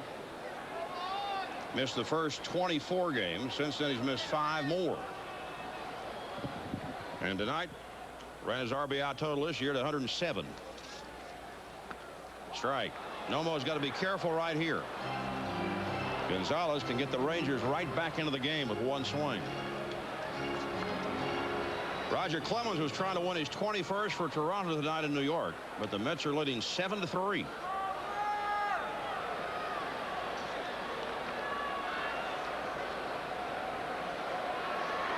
High, ball 2. 2-1.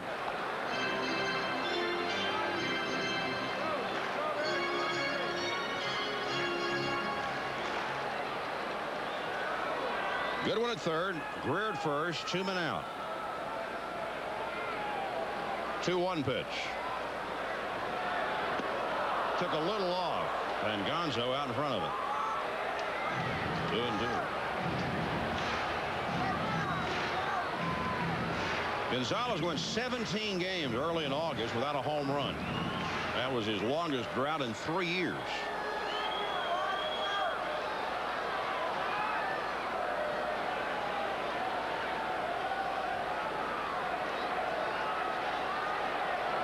Inside 3-2.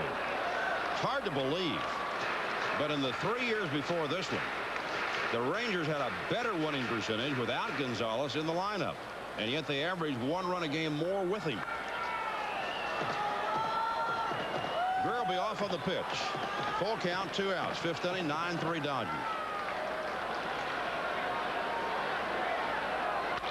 Bounced out to short. Gagnon will have to go to Karras. But a big out for Nomo as he strands 2. We go to the 6th. Dodgers 9, Rangers 3.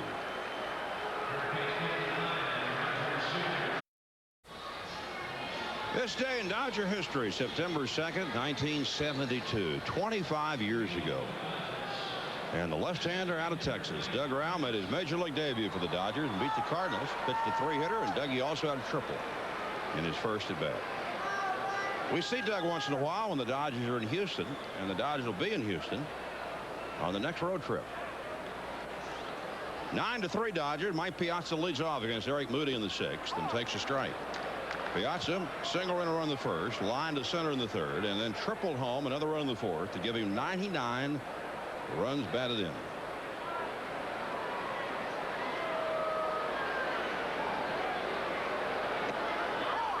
(0-2).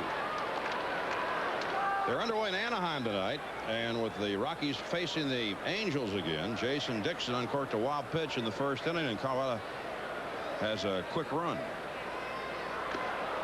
Piazza fouls it out of the glove of Leyritz, so he's still up there. Henry Rodriguez's second home run proved to be the winner tonight. Montreal beats Boston 6-5. And Cincinnati just shut out Kansas City 4-0. Dave Burba went 5 to get the win there.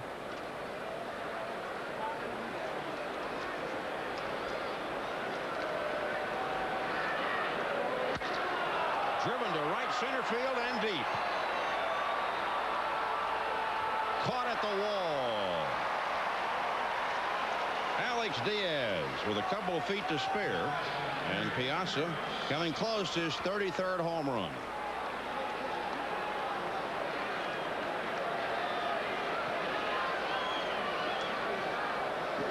So Piazza hit it a good 370 feet.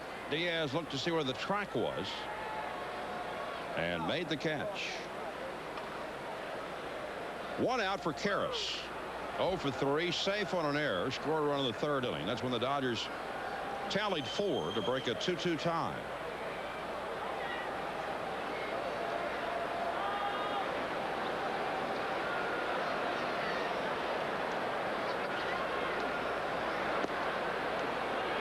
One ball, one strike.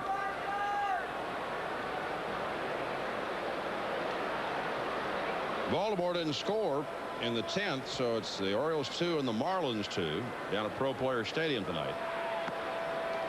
1-2 to Karras. Houston, Milwaukee still tied 2-2. They're in the bottom of the 8th. Ron Gant just hit his second homer of the night. Cardinals leading the White Sox 6-0 in the 7th. Cubs ahead of Minnesota 9-3. 2-2 to Eric Karras. Cub game just went final out at Wrigley Field.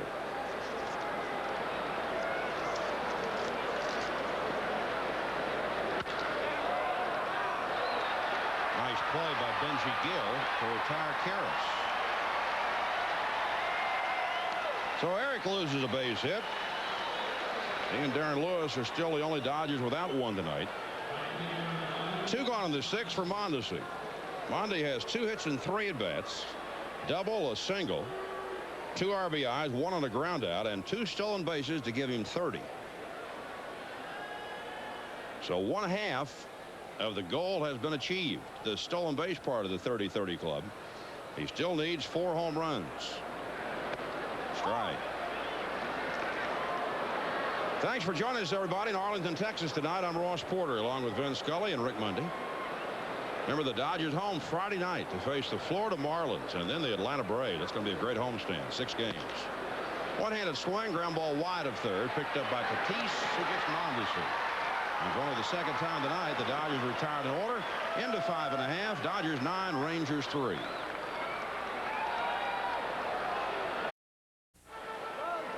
To the bottom of the 6th inning, Dodgers 9, Rangers 3. Leaf Stevens will lead it off against the Dale Nomo. Driven to right center field. That's going to find the gap and go all the way through. Nixon will play it back in, and Stevens into second with a leadoff double.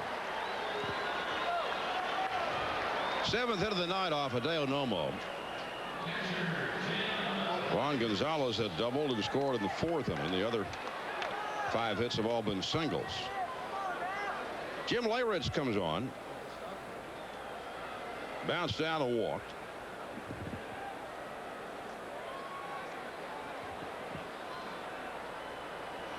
Dodgers backing Nomo tonight with 9 runs and 12 hits. Adeo had one stretch where he retired 8 in a row between the 1st and the end of the 3rd inning.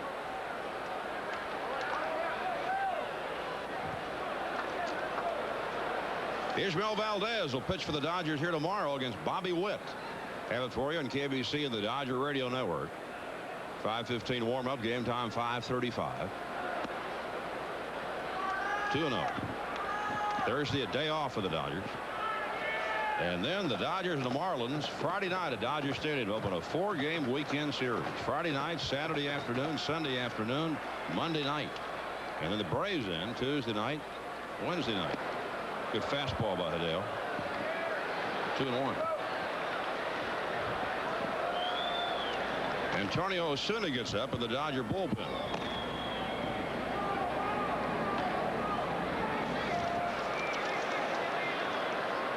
Nomo has only one complete game, and this is his 29th start this year and the 90th in his Dodger career.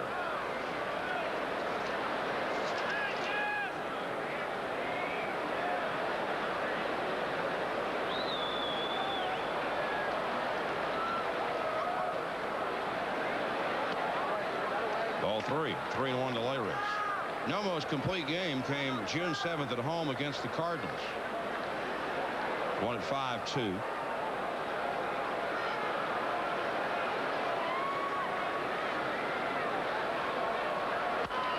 Popped up. Yep. Prince and Zeal. It's going to be Zeal from the coaching box and has the play. And that's out number 1. Tickets for Division Series playoff games that may be played at Dodger Stadium will go on sale this Thursday, starting at noon at Dodger Stadium for cash orders only. Gates open at 11 o'clock in the morning with numbered wristbands distributed for a random drawing at 11:45. Credit card orders can be made by calling 213-2241-HIT and at any ETM ticket machine. Fernando Tatis stands in. He is fouled out and flied out. 9-3 Dodgers. 6th inning. Very high, ball 1. Hideo Nomo, his second appearance ever in this ballpark. He had 2 scoreless innings here in the All-Star game in 1995.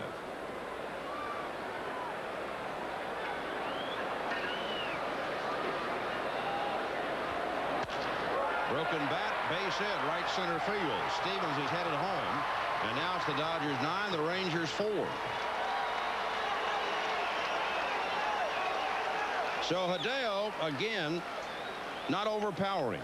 1 strikeout all night, and that was the 9th place hitter. Fortunately for him, the Dodgers have supported him in a big way at the plate. Bill Russell's on the way out as Stevens comes home to score. Would you have believed a year ago that Hideo Nomo might be the 5th best pitcher in the Dodger rotation in September of 1997? He might be. Park, Valdez, Ramon, Candiati have all been pitching better than Hideo. So he could still win his 14th, which would be top mark on the Dodger ball club, and yet he doesn't have a quality start tonight. And we'll be back at Arlington right after this.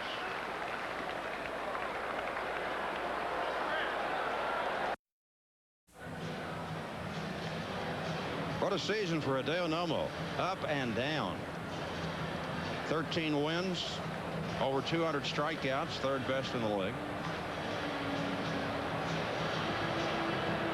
And yet,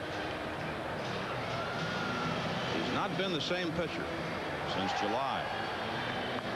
Scott rolling to the Phillies, lining one up the middle in the 4th inning one night, July 26th at Dodger Stadium. Could have broken his elbow. It had been an inch the other way. But the Dodgers bring on Osuna with a 5-run lead. 9-4, 1 out in the 6th. Tatis the runner at first, and Alex Diaz the batter.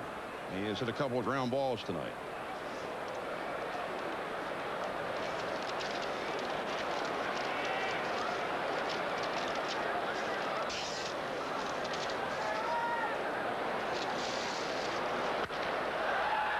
Fair ball. Lewis has it.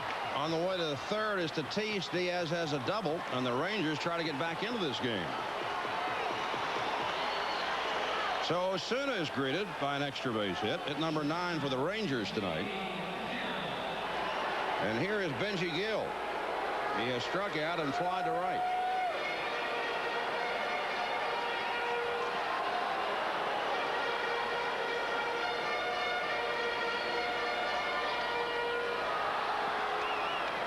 Second double of the inning. Third hit. One man out.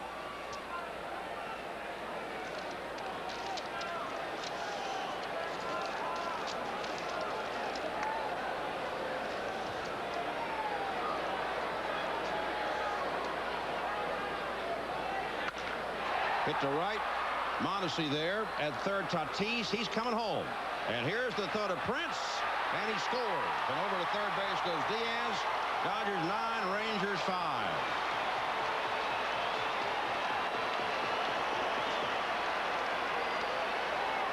So the Rangers decided to run on Raul.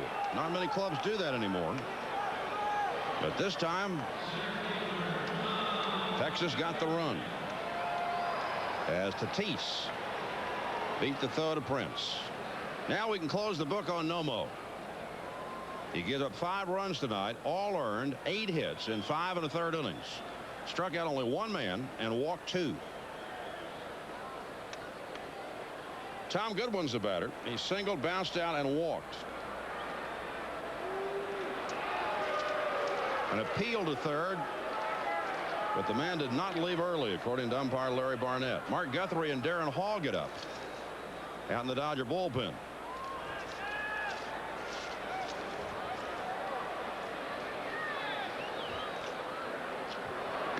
That's a strike on the outside corner. We mentioned that Sean-Ho Park has not pitched in a week, and he won't pitch now until Saturday. Ramon Martinez is getting 5 days rest. Tom Candiotti 6.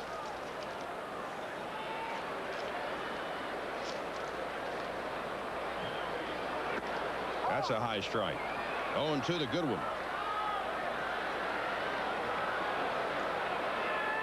Dodgers led 2-0. Rangers tied in the bottom of the first. Dodgers got 4 in the third. Each team got a run in the fourth. Prince had a 2-run homer in the fifth for the Dodgers. And the Rangers back for 2 here in the sixth.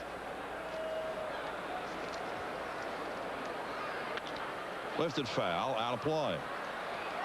Still 0-2 to Tom Goodwin.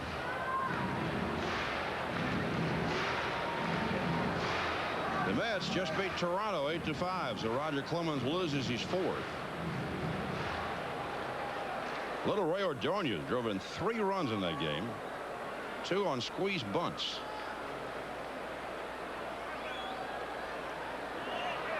Outside.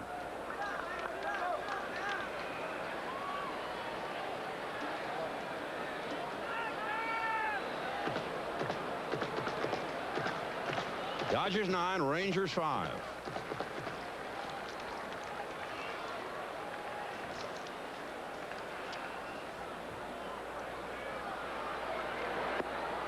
Ball 2. 2-2.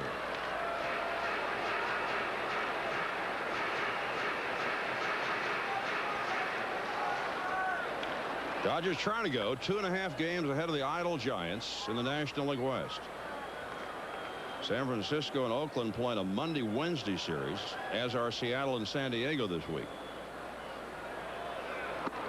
Goodwin holds up. Ball 3. 3-2.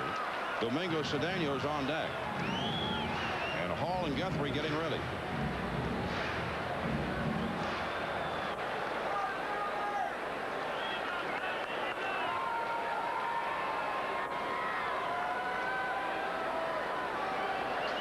Diaz at third, 2 out, and the 3-2 pitch. Grounded out to Gagne.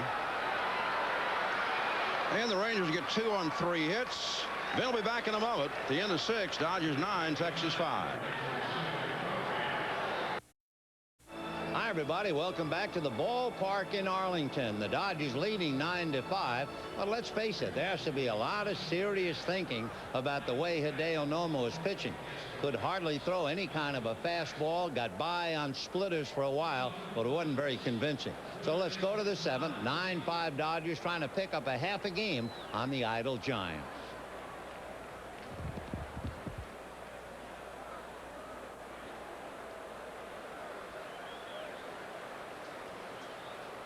The Dodgers leading basically because of two disastrous errors that gave them 3 unearned runs back in the 3rd inning. And Todd Zeile, ball 1. Domingo Cedeno, a double play ball hit by Karras, threw it away. That would have ended the inning. So that's how fortunate the Dodgers are. It looks good on the scoreboard. 9-5. And then Benji Gill contributed. And then there were 2 poor throws by Rusty Greer in left field and Alex Diaz in right. So it's been a long night so far for Texas. Ground ball. Benji Gill takes care of him. 1 away. With 3 errors tonight, Johnny Oates' club has made 104. So in Oates' career as a manager in Baltimore and here, this is without a doubt his poorest defensive team. And that's really tough to take. After all, they came in here expecting to repeat, win the West. They got John Wetland so that they were going to go through the LCS into the World Series. And instead, they have stumbled badly. Here's Gagne. 1 for 3. And he hits one to the gap, but here comes Diaz. Smothered the ball, and Gagne will hold on. So a nice try by Alex Diaz in right field. Came up a buck short. This is how close he did come. Right there.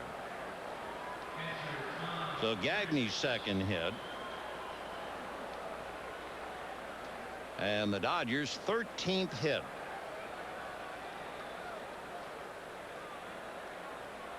Dodgers had 7 runs and 9 hits against Darren Oliver.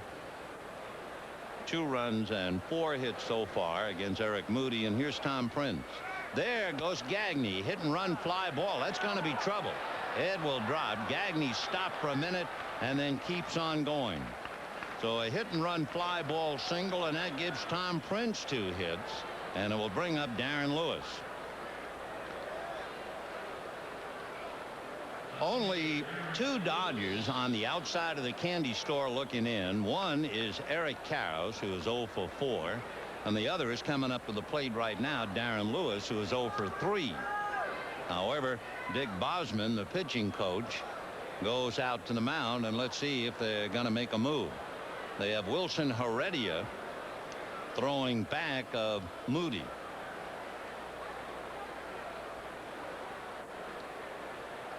Nine runs, 14 hits for the Dodgers. 5 runs, 9 hits, 3 errors for the Rangers.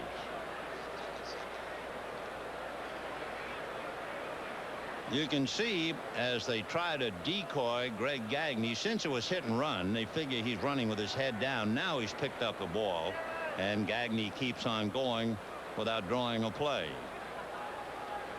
Of course, being an infielder, he has done that so often to so many other runners. So 1st and 3rd, Bosman back into the dugout, and Moody will pitch to Darren Lewis.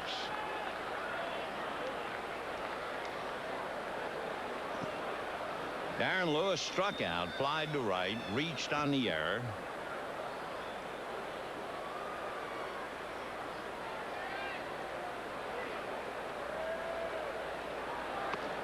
Ball 1.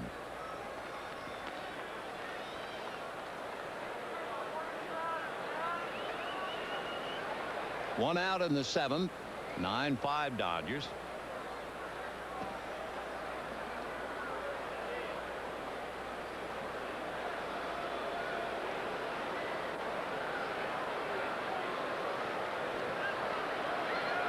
And that's going to be hit into center field for a base hit. Prince will stop at second. Gagne scores, and the Dodgers lead 10-5. So Darren Lewis joins the fun with a base hit and a run batted in. Gagne getting 5s all around. Chan-Ho Park, leading the 5 brigade, was supposed to pitch tonight, but he has pitched more innings than he has in his entire young career. So he's not going to pitch for, well, till the end of the week. And the Dodgers hope that really he's the #1 pitcher along with Ismael Valdez, that the rest will do him good. Eric Young hits it to Stevens, steps on the bag, and that's the double play to end the inning.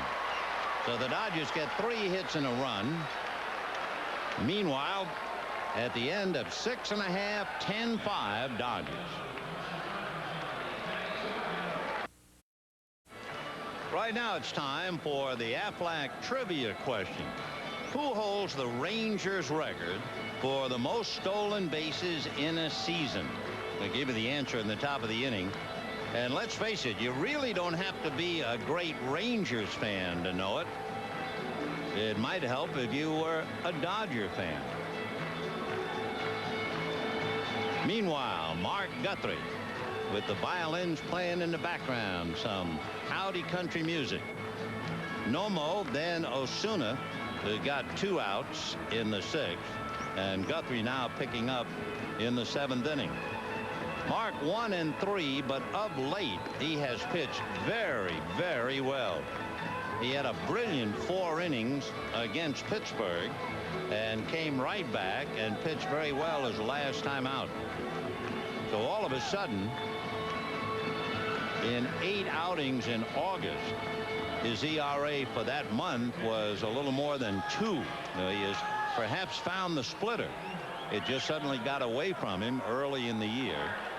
And with a 5-run lead, he'll go to work on Domingo Cedeno, Rusty Greer, and Juan Gonzalez. Cedeno single to right, grounded out, fly to left, 1 for 3.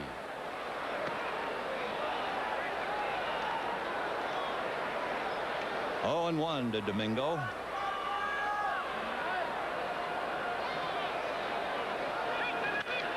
Line to right, Mondesi will flag it, and that ball took off and got up into the lights. Tough play, and he shakes his head about it, but he made it. Boy, that's tough. That ball was well hit. What? Whoa, look out. Where'd it go? So a line drive out will bring up Rusty Greer. You know, we're talking earlier about all of the problems that the Texas Rangers have had, and one of the big problems has been the absence of Will Clark at first base. Clark is on the disabled list for the 5th time since June the 8th of last year. For Will, this time it's a torn plantar fascia tissue that's under the right heel.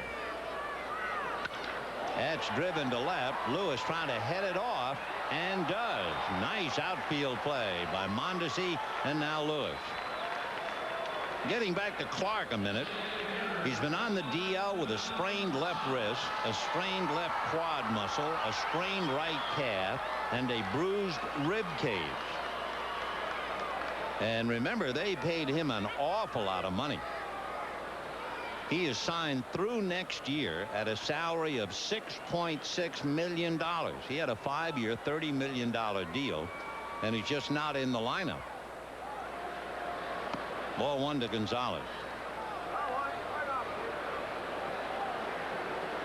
One other note about Will Clark.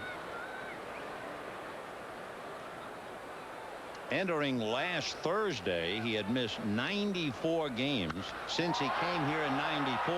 Meanwhile, Gonzalez buries that one in the bleachers, and it's Dodgers 10, Rangers 6.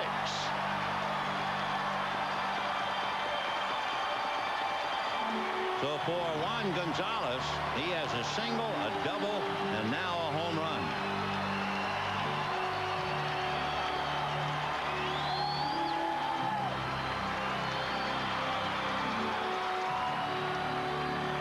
For Gonzalez, his 33rd home run, and he now has 108 runs batted in. And the batter, Lee Stevens.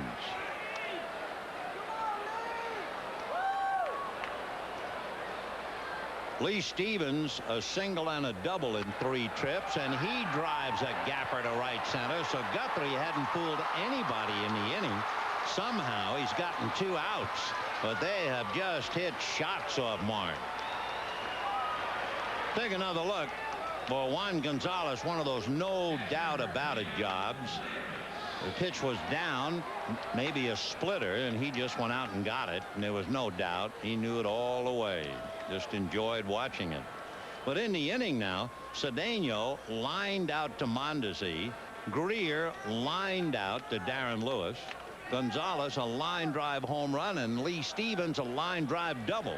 So Darren Hall gets up immediately because Guthrie hadn't looked good at all facing the first 4 batters. Jim Leyritz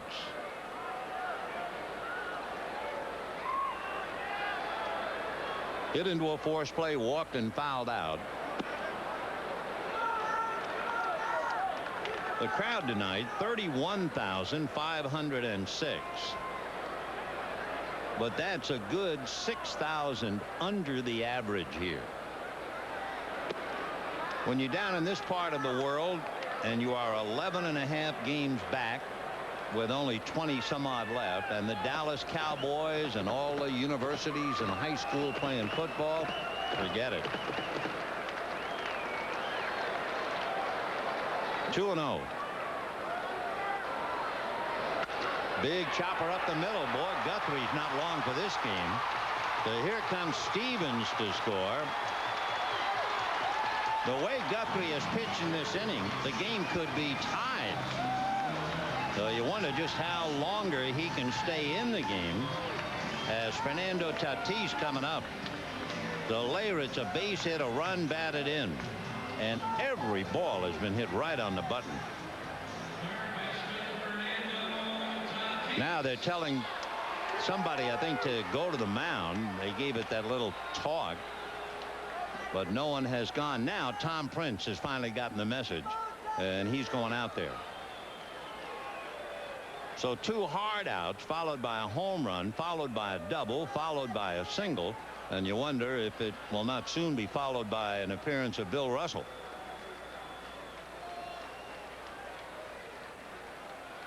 Fernando Tatis, yep, here he comes. Every now and then you get a feeling that a major league pitcher comes to the mound and doesn't have anything, and that appeared to be what happened to Mark Guthrie after a couple of great appearances. I mean, they just ripped him. So Guthrie out, and we'll be back right after this.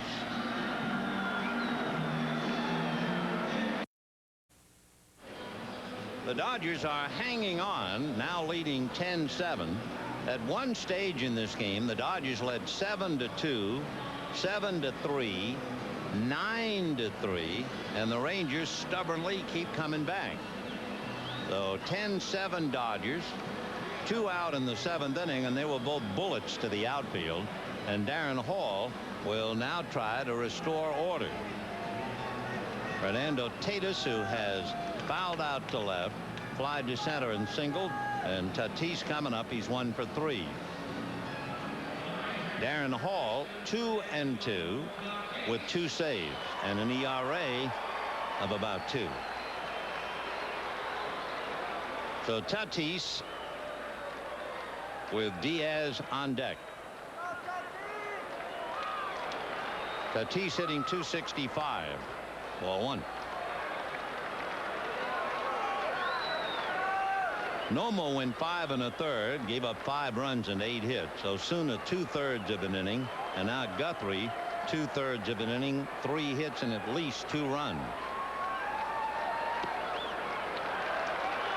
2-0.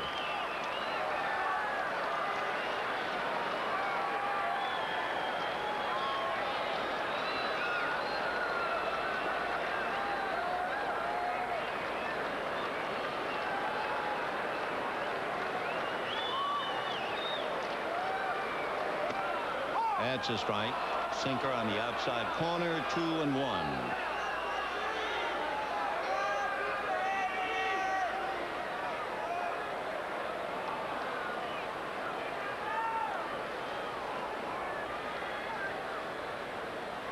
At first base, Jim Leyritz fouled away. Leyritz, who's been playing with a groin pull, he certainly doesn't figure to do any running physically. And also, you wouldn't expect him to be doing any running down by 3 with 2 out. but the Dodgers holding him on. The whole right side of the infield wide open, and with a sinker ball pitcher, Tatis wouldn't mind going the other way. Still 2-2.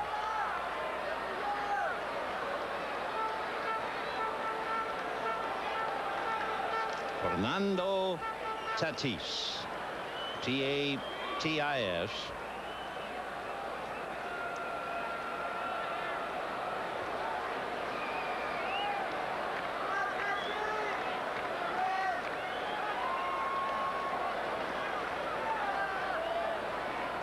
Tatis is yet another infielder from San Pedro de Macorís in the Dominican Republic. Fouled at the plate. Still 2-2.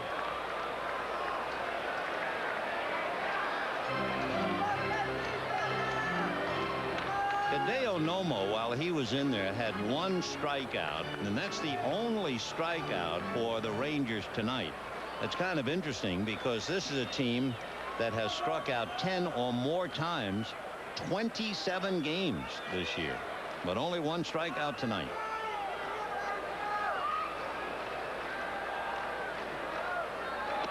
For the moment. So that's Hall's first strikeout. They leave Leyritz, and at the end of 7, 10-7 Dodgers.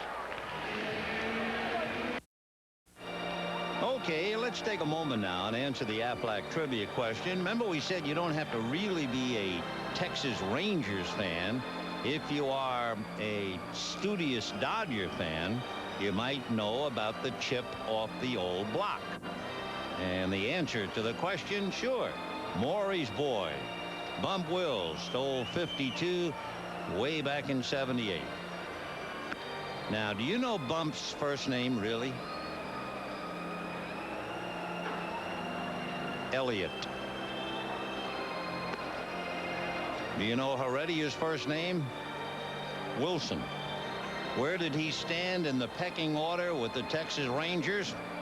Well, his low-standing organization was such that Texas used 17 different pitchers before they gave him a chance in August. And in 4 relief appearances, he has an ERA of 3.7. As Johnny Oates said, he hasn't embarrassed himself. He doesn't throw as hard as some, but he has a better idea of where the breaking ball is going. See, you give a little and you get a little, and here he is. A strike to Otis Nixon, having a big night with 3 hits. With the Rangers using the DL, you know how many pitchers the Texas Rangers have used this year? The drag bunt is going to be close. He is out on a fine play by Lee Stevens. Boy, it looked like he picked the pocket of Otis Nixon. A nice play. Lee Stevens reaching into the runner, 1 away. At this stage, it looked like Otis was going to beat it. And somewhere in there, right out of his hip pocket, Otis can't believe it. 1 away. Anyway, with the DL, Texas has used 20 pitchers. 10 of those 20 have losing records, and 1 is 500. And over the course of the careers of those 20 pitchers, they've been traded 21 times, released 14 times, put on the DL 38 times. Foul ball. 1 of the 20 pitchers has signed 9 consecutive minor league free agent contracts. Oh, won't Johnny Oates be delighted with his pitching and expansion next year?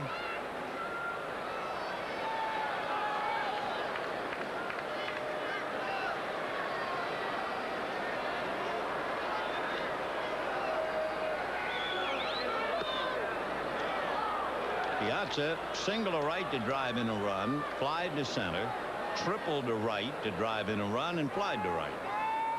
So Mike is 2 for 4, 2 RBIs, scored 1. Heredia from La Romana in the Dominican Republic. A great resort there. I guess in a sense he could be called the last resort. And that's pulled down the line in the corner, and Piazza will have an extra base hit. Well, he's got a shot at the cycle.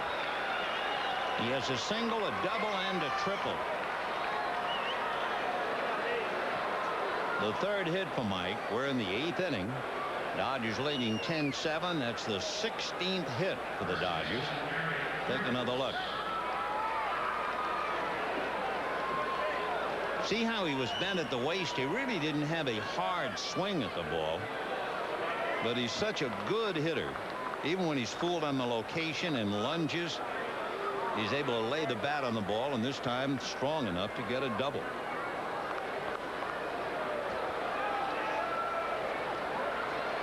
Ball one. I'm going to look it up just to be sure, but it seems to me the last Dodger to hit for the cycle was Wes Parker back about 1970. So Mike needs a home run. He does have the single, double, and the toughest of all, the triple.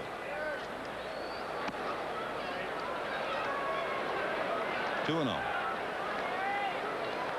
Dodgers 10, Rangers 7. Top of the 8th inning.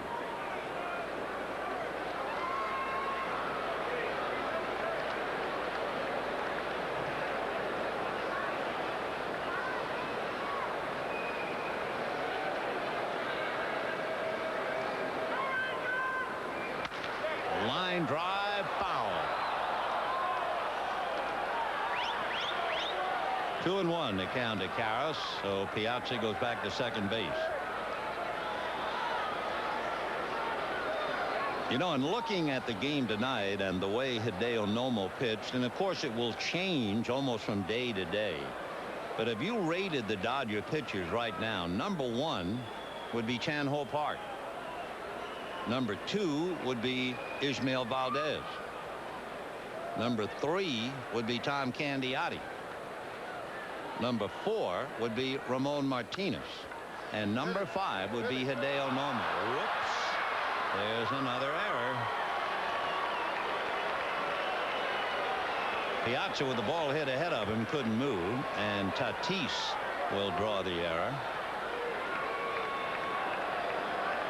His second and the 4th error for Texas. Just got away. So Raul Mondesi with 2 on, 1 out in the 8th inning. Dodgers 10, Rangers 7.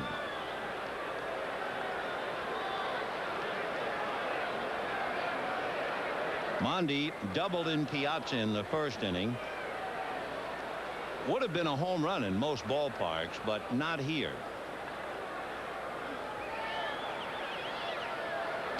Mondesi stole second and third in the 5th inning, so he's got part of it done. He has his 30 stolen bases. Whether he can hit 4 home runs between now and the end of the year will be a big story. Trying to become the first Dodger ever to be a 30-30 man.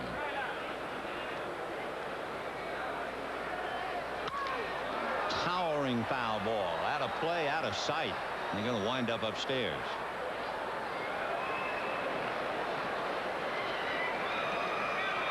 Sheer delight.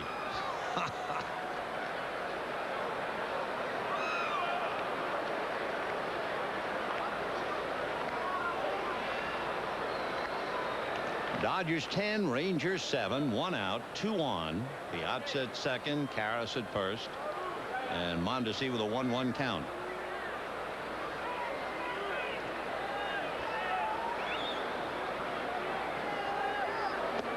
Ooh, pretty good fastball. You always hear the high hard one. That's pretty much the low hard one. A couple of young Dominicans battling it out. Wilson Heredia from the island, as well as Raul. Heredia was with the Florida Marlins. Piazza at second, Karras at first.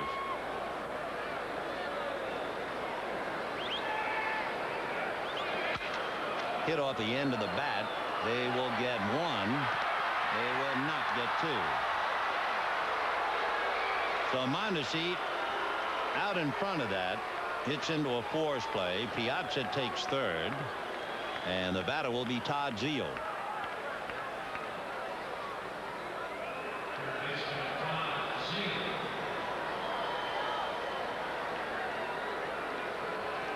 Todd Zeile lined out to right, double to left to drive in a run, struck out and grounded out, so he's 1 for 4, hitting .249. 10-7 Dodgers. We're in the top of the 8th inning. No, this one is a long way from being over.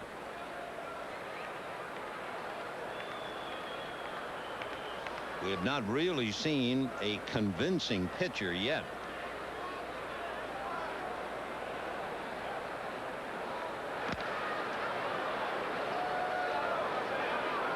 Mondesi stealing second and third in the 5th inning, so you know they're going to be concerned about him.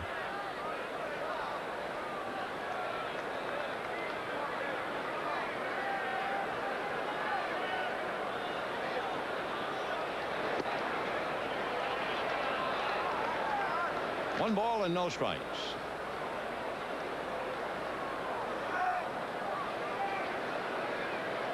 There's the big story right there in the 3rd inning. 4 unearned runs.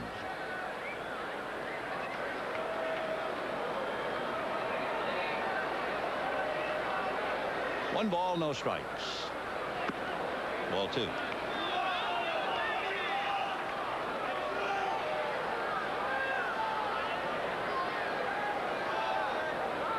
Darren Oliver, Eric Moody, Wilson Heredia, Piazza at third, Mondesi at first. 2 out. Mondesi goes, hit and run, hammered to left, base hit. Scoring is Piazza. The ball is bobbled by Rusty Gere. They're going to send Mondesi in to score. And the Dodgers lead 12-7. And we will see now Rusty Gere will probably draw an error, which would be the 5th error charged to Texas tonight. So the Dodgers getting everything their way. A hit and run single by Zeile. Take another look. Got a good fastball to drive. Then Gere just let it get away. So Piazza comes in on the base hit, and then Mondesi scores on the error charged to Rusty Gere. Here's Gagne. So 12 runs, 17 hits for the Dodgers. And would you believe a low 5 for the Rangers?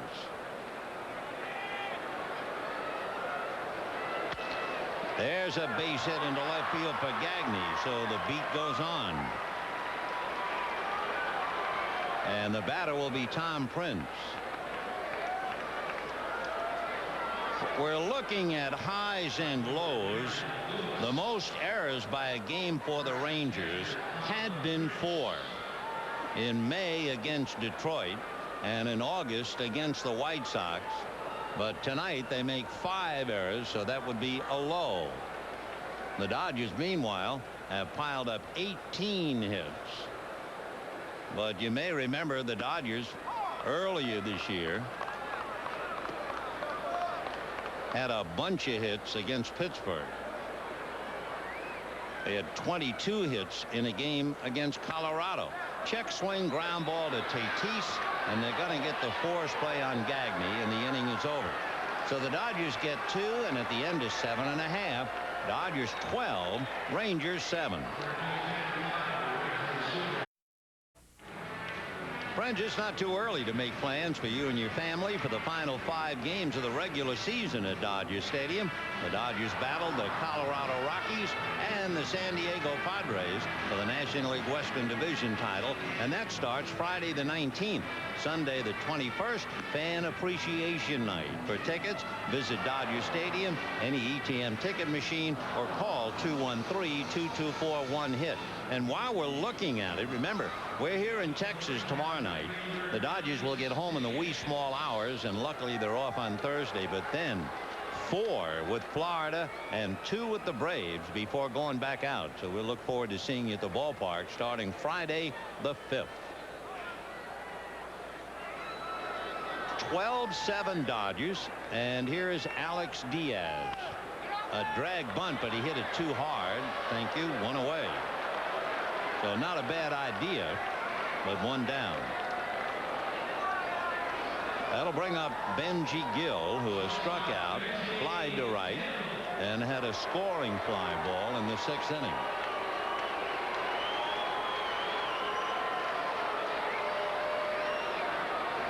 Five errors by the Rangers, so that's a year's low.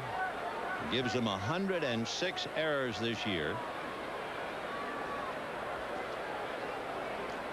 Tonight, 2 by Tatis, 2 by Cedeno, 1 by Greer. Ball 1.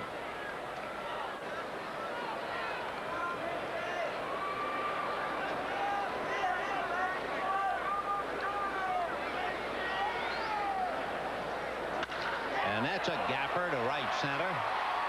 That will go all the way to the wall. So Gill comes up with his first hit. He's 1 for 3 as he chimes in with a double to right center.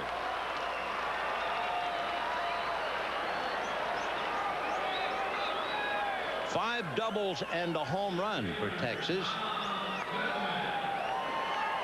And the batter will be Tommy Goodwin. The Dodgers have 2 doubles and a triple, and Texas 5 doubles and a home run. You would think this game is played on AstroTurf, but it is not. It's natural grass, but that ball is just running wild. And a drag bunt by Goodwin. And now what? And here comes the runner to the plate, and in a big collision he is out. What a bad play for Benji Gill. You're trailing by 5 runs, bottom of the 8th inning, and you're going to try and score from second on a bunt. So Benji Gill is not going to get any 5s in the dugout as he gives up a precious out on a bunt single. Darren Hall directed to throw to the plate, and then Tom Prince took the shot, and somehow Tommy held on to it.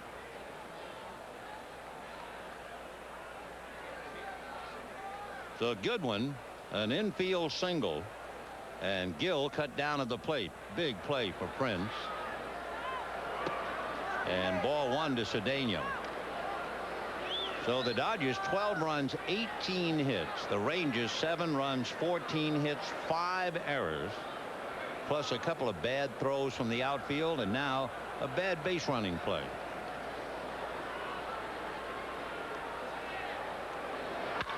And that's in the air to deep left center. Nixon running down to the track to make the play.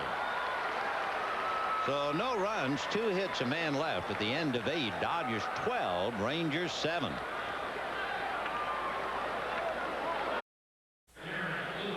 As you can see, it's been a hitter's night. We have not really seen anything close to a strong pitching performance.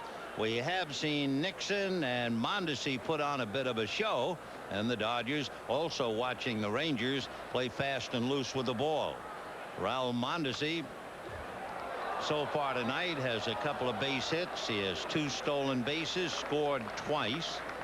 Mike Piazza has a single, double, and triple, and so it has gone. Otis Nixon has 3 hits. 0-2. Darren Lewis waited till the 7th inning to join the fun with a base hit. The only man without a hit is Eric Karros, who's 0 for 5. Foul ball down the line, out of play. So Eric Karros sitting next to Todd Zeile, not in any mood to laugh.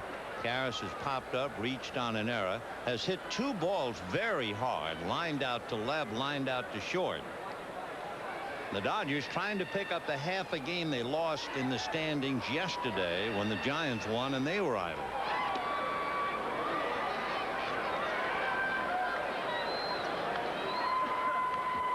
To look ahead when the Rangers come up in the bottom of the 9th, They'll have the heart of the lineup: Rusty Greer, Juan Gonzalez, and Lee Stevens. Hit late and foul.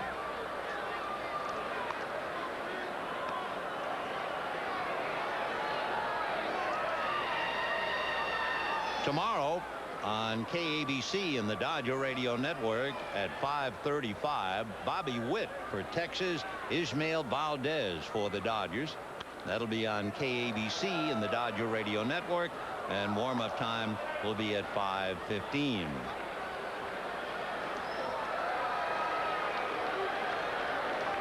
Well, Texas has decided to go to the Mercedes, and Henry Mercedes is now behind the plate for Jim Leyritz. Little ground ball to Domingo Cedeno. One away.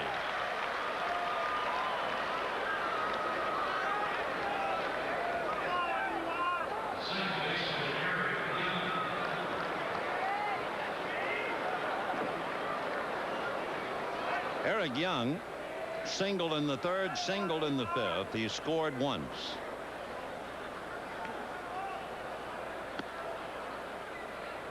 Hope we'll see you Friday night. Remember now, Florida comes in for 4, followed by the Braves for 2.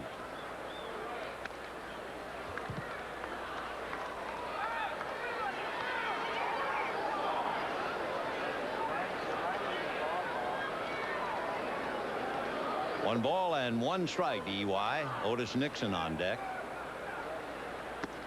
Strike. 1-2. There's EY as a Dodger. You betcha Forever Young. Done a great job. And it looks like he'll keep that record intact. It'll be Cedeno. When Eric Young scores, the Dodgers win. It has been true right up to tonight. And tonight he has scored once. And it was in that third inning when Texas made the big error by Cedeno to give the Dodgers 4 unearned runs. Nixon 3 for 5.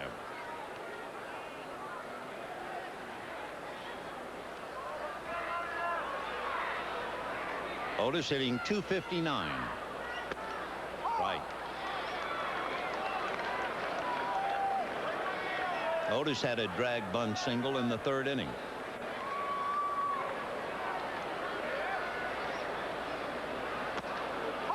Good strike. Big breaking ball moved him off the plate. Mike Piazza, remember, has a single, a double, and a triple, but we have 2 out in the 9th inning. Wes Parker, May the 7th, 1970, hit for the cycle at New York. And it doesn't look like Piazza's going to get a chance. But when Piazza got the triple, you thought, oh, that's the tough one. But he never gets a chance, and he goes back shaking his head. And at the end of 8 1/2, 12-7 Dodgers.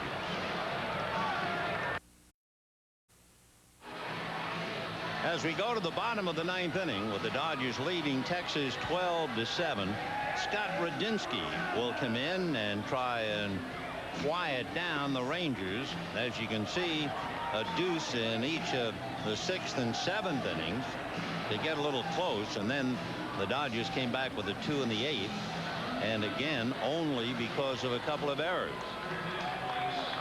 So Radinsky will be asked to pitch to Rusty Greer, Juan Gonzalez, and Lee Stevens. Greer and Stevens left-hand hitters.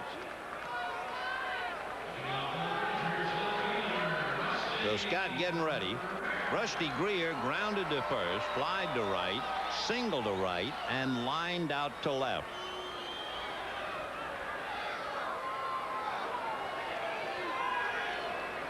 Radinsky trying to loosen up on the mound, doing a little stretching. Ball 1.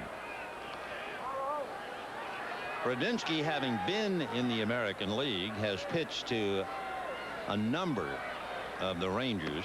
Greer, for instance, is 2 for 4 against him.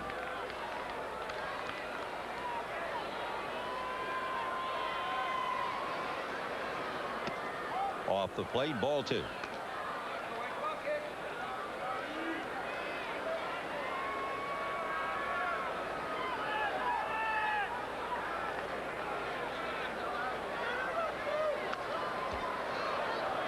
2 balls and 2 strikes. The Rusty Greer Marching and Chowder Society, and well, he should have one. Hitting .324.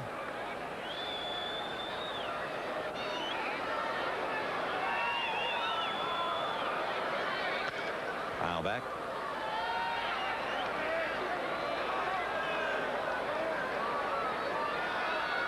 Rusty has only missed 3 games all year. Played every day until his back flared up on him a little bit. He's okay now.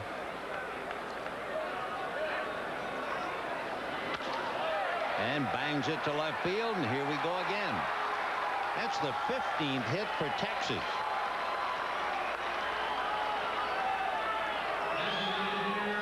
We have not really seen a pitcher who had his stuff tonight. For Oliver, Moody, Heredia, Nomo, Osuna, Guthrie, Hall, and now Radinsky. And here comes Juan Gonzalez. Gonzalez has had a big night. A single, a double, and a home run.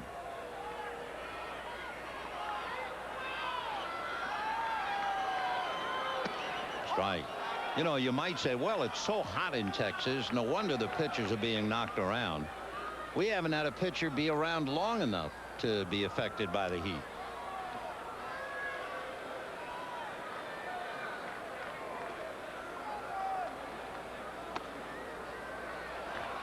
Gonzalez 1 for 4 against Radinsky in the past.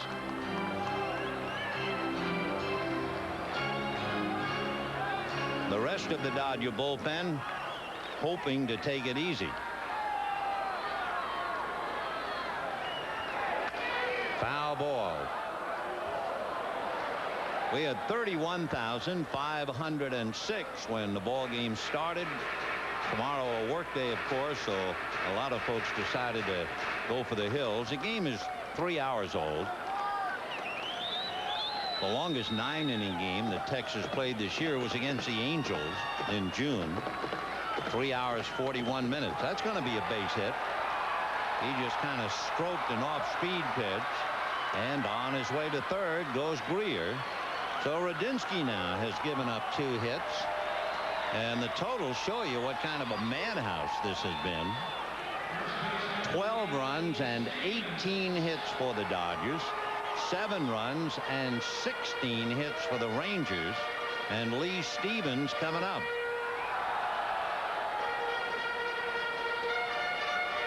Lee Stevens flied to left, single to left, and twice double to right center. So Lee hitting .294.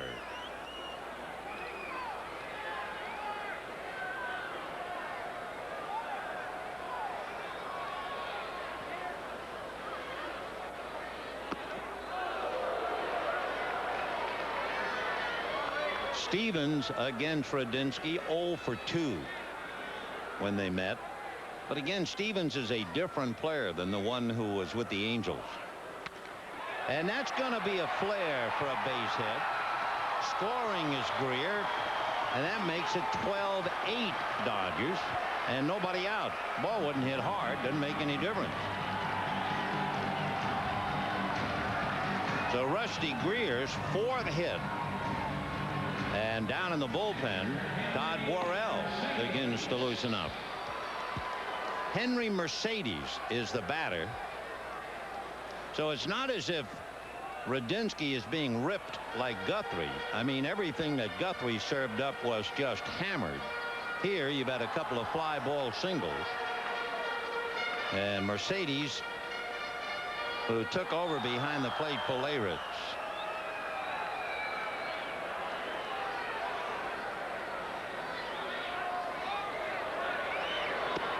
Right.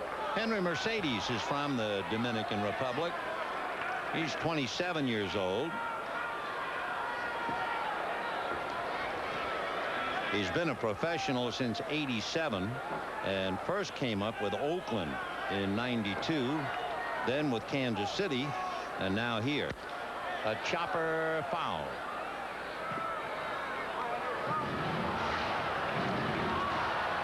So we've had 20 runs, 35 hits, and 5 errors by one team.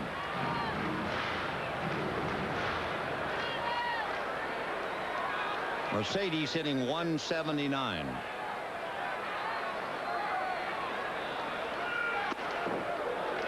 One and two.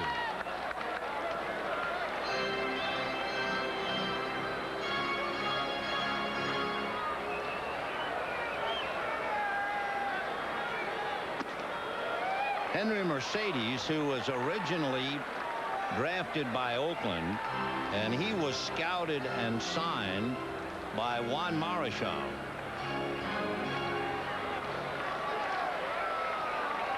Two and two. One run in, nobody out. Gonzalez and Stevens out there. Foul ball.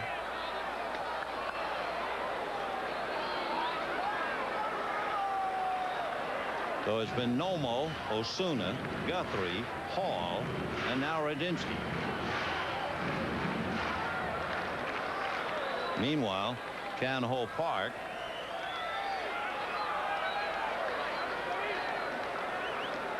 foul back. Whatever Chan-Ho was pointing to, he was talking to Mitch Poole, who takes care of the Dodger equipment.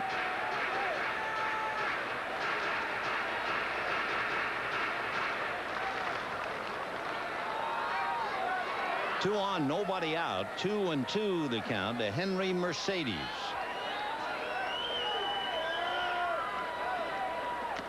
Foul tipped and jumps out of Prince Mitt, so he's still alive.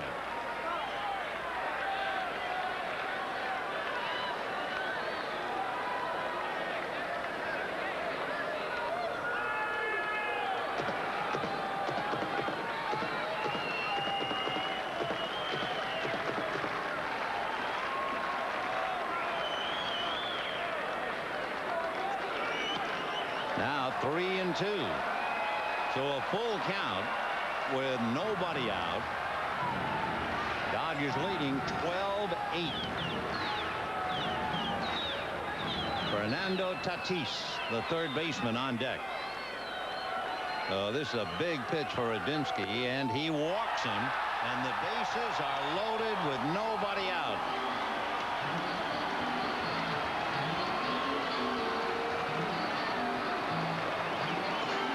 Bill Russell and Dave Wallace can barely see what they're looking at. They don't want to look at it.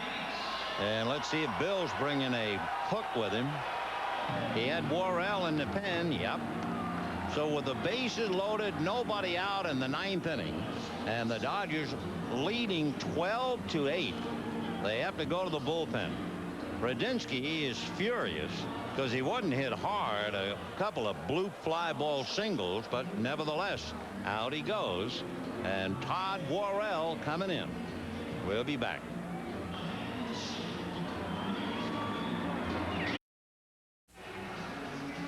It has been that kind of a night. A lot of times you show a score and the totals, and it really doesn't explain very much. But you look at that. That's it. 20 runs, 35 hits, 5 errors by the Rangers. We have not seen any pitcher show any command whatsoever. That goes for Oliver, Moody, Heredia, Nomo, Osuna, Guthrie, Hall, Radinsky, and we will see about Worrell. Worrell, as you know, has certainly had his share of problems. In 52 innings, 11 home runs, and of course all of them in the ninth inning or 10th. So a big spot for Worrell. Tatis followed by Diaz and then Gill. At least that's the way they are stacked up, unless Oates goes to the bench. You have Juan Gonzalez at third, Lee Stevens at second, and Henry Mercedes at first. Tatis fouled to left, flied to center, singled to center, and struck out. He scored a run, knocked one in, and committed 2 errors. Wow, that almost went to the backstop. That woke up the cloud. 1 ball and no strikes.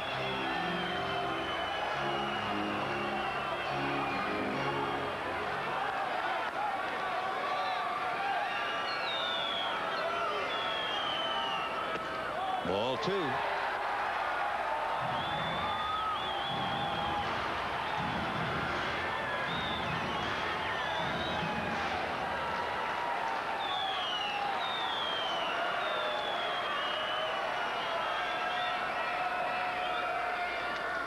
Foul back. 2-1.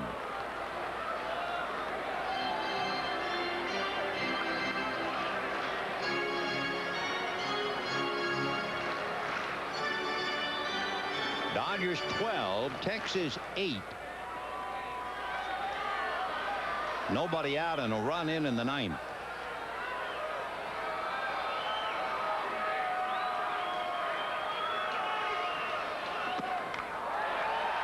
Well, now Worrell is one pitch away from forcing over a run. Gonzalez, Stevens, and Mercedes all out on the lines. 3-1 to Tatis. Strike.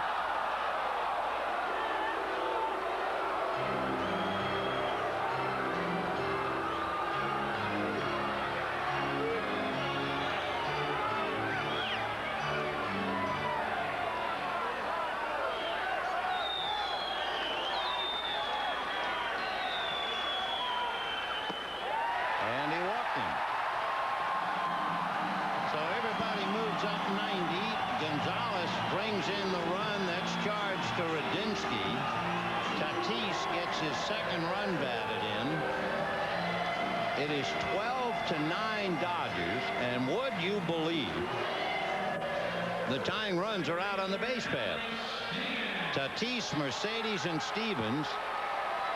And here is Alex Diaz. Grounded out, hit into a force play, doubled and grounded out. 1 for 4. Foul back.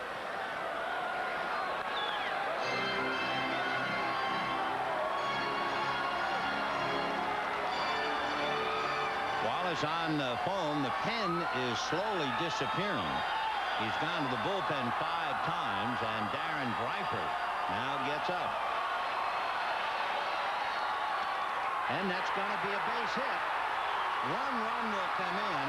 That will make it 12-10 Dodgers, and there's still nobody out.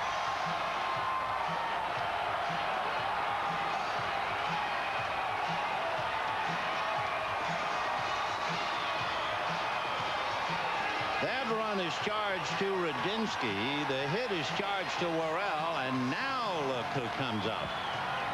Not Benji Gill, but Pudge Rodriguez. So Johnny Oates plays his trump card. Rodriguez with 14 home runs, 58 runs batted in. With the bases loaded, nobody out in the 9th inning. Dodgers 12, Rangers 10. Mercedes, Tatis, and Diaz out on the lines.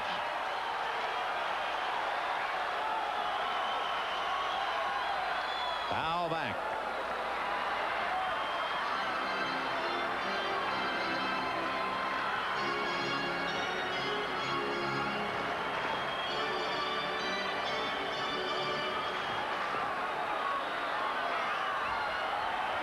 Worrell has walked and given up a base hit. Breaking ball and a good one. 0-2.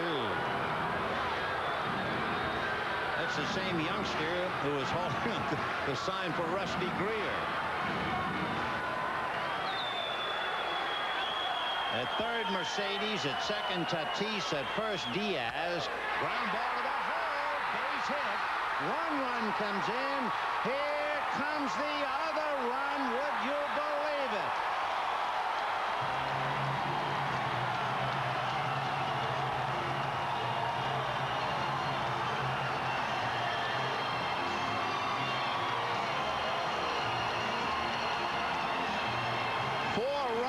Charge to Radinsky.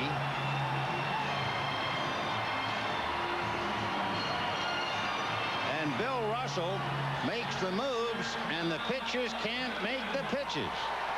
There's still nobody out. It's 12-12, a 5-run ninth. Tatis, who scored, belongs to Worrell, who has given up 2 singles and a walk. And the batter now is Tom Goodwin, and the Dodgers certainly look for the bunt. First and second, nobody out.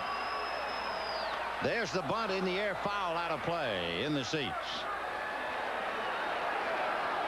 12 runs, 18 hits for the Dodgers, and it's not good enough.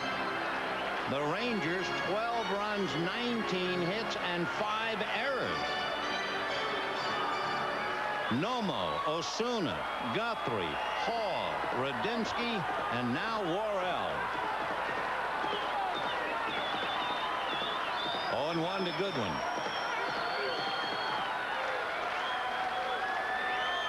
Bunts in the air. It will be who? It will be Prince. Worrell almost took it away from him. Remember when the Dodgers were in Pittsburgh in a Chan Ho Park game, Piazza and Karros collided on a pop fly, and it pulled the legs right out under Chan Ho. All right, Goodwin pops it up, and Prince is able to get to it. That's a big out, but it's only the first out. Domingo Cedeno, the 9th man to come up with 2 on and 1 out. Time. Alex Diaz at second base is the winning run.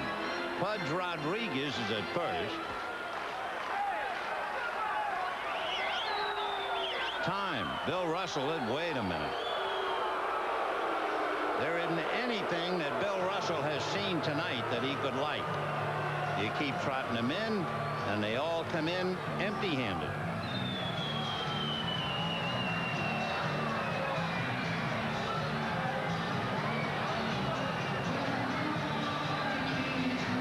So they're going to the bullpen.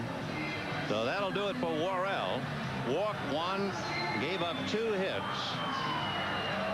Darren Dreifert down in the bullpen is really the last bullpen man that Russell has. So it will be Dreifert or no one. We'll be back.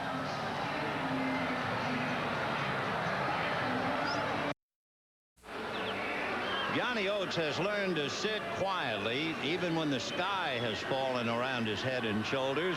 At one time tonight, the Dodgers led 9-3 at the end of 4.5 innings. Then it was 9-5, 10-5, 10-7, 12-7 going to the bottom of the 9th inning. And the Rangers have scored 5 to tie it up. And they have a golden opportunity to win it. But Bill Russell, what else can he do? Nomo didn't appear to have much, and he got him into the 6th inning.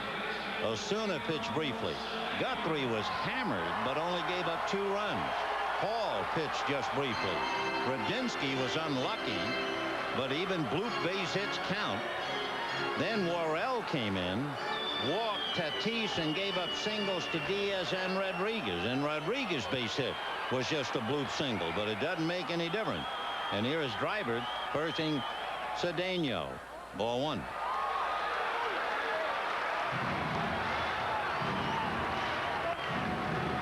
The only other pitcher I can think of who was down in the bullpen, left-handed Dennis Reyes.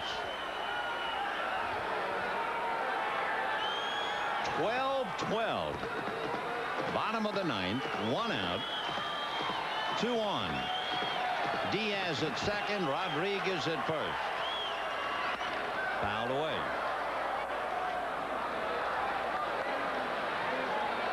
Domingo Cedeno, 1 hit in 5 at-bats, committed 2 errors, including what appeared to be the killer error in the 3rd inning that gave the Dodgers 4 unearned runs.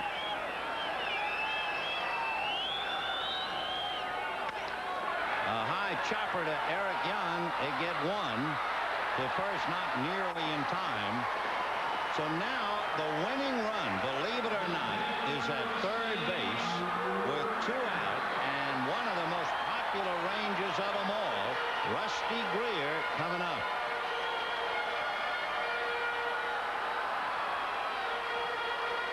Rusty Greer began this 9th inning with a fly ball single to left. 2 out. Bottom of the 9th. 12-12. Cedeno at first and Diaz at third.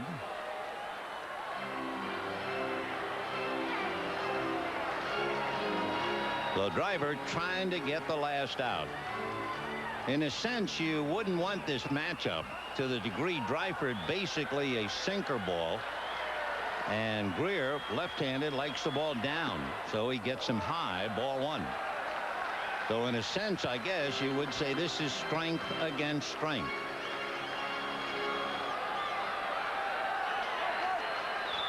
There is Greer's strike zone, and the red is where he's cooking. Fouled away. 1-1.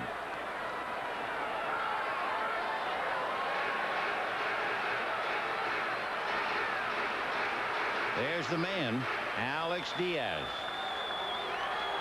He's the winning run. Sinker missed. 2-1. Dodgers led 12-7 in the ninth inning, and now they're hanging on.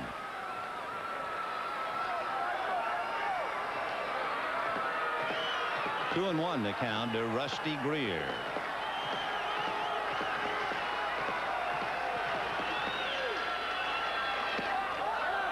Just ran it inside. And got the corner. There was a check swing, and the call made by Larry Barnett. So 2-2. Deuces are wild. This entire game is wild.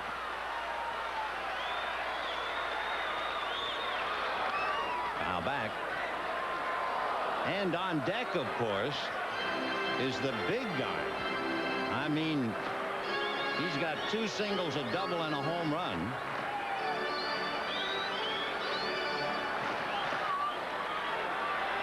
Still 2-2 to Greer.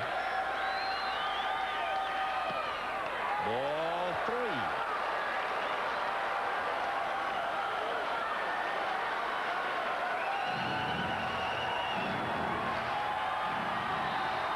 Now what's left of this crowd on their feet and cheering the Rangers.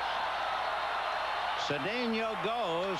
A ground ball by Harris. Would you believe the Texas Rangers win it? 13-12.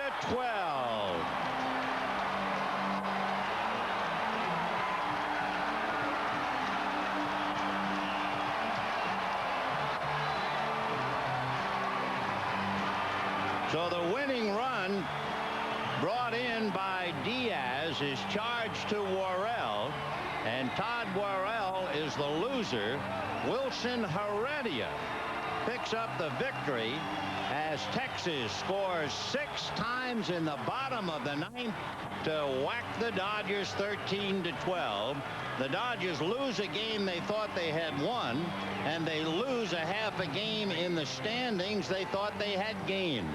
And the Dodgers go back leading the Giants by a game and a half instead of 2.5.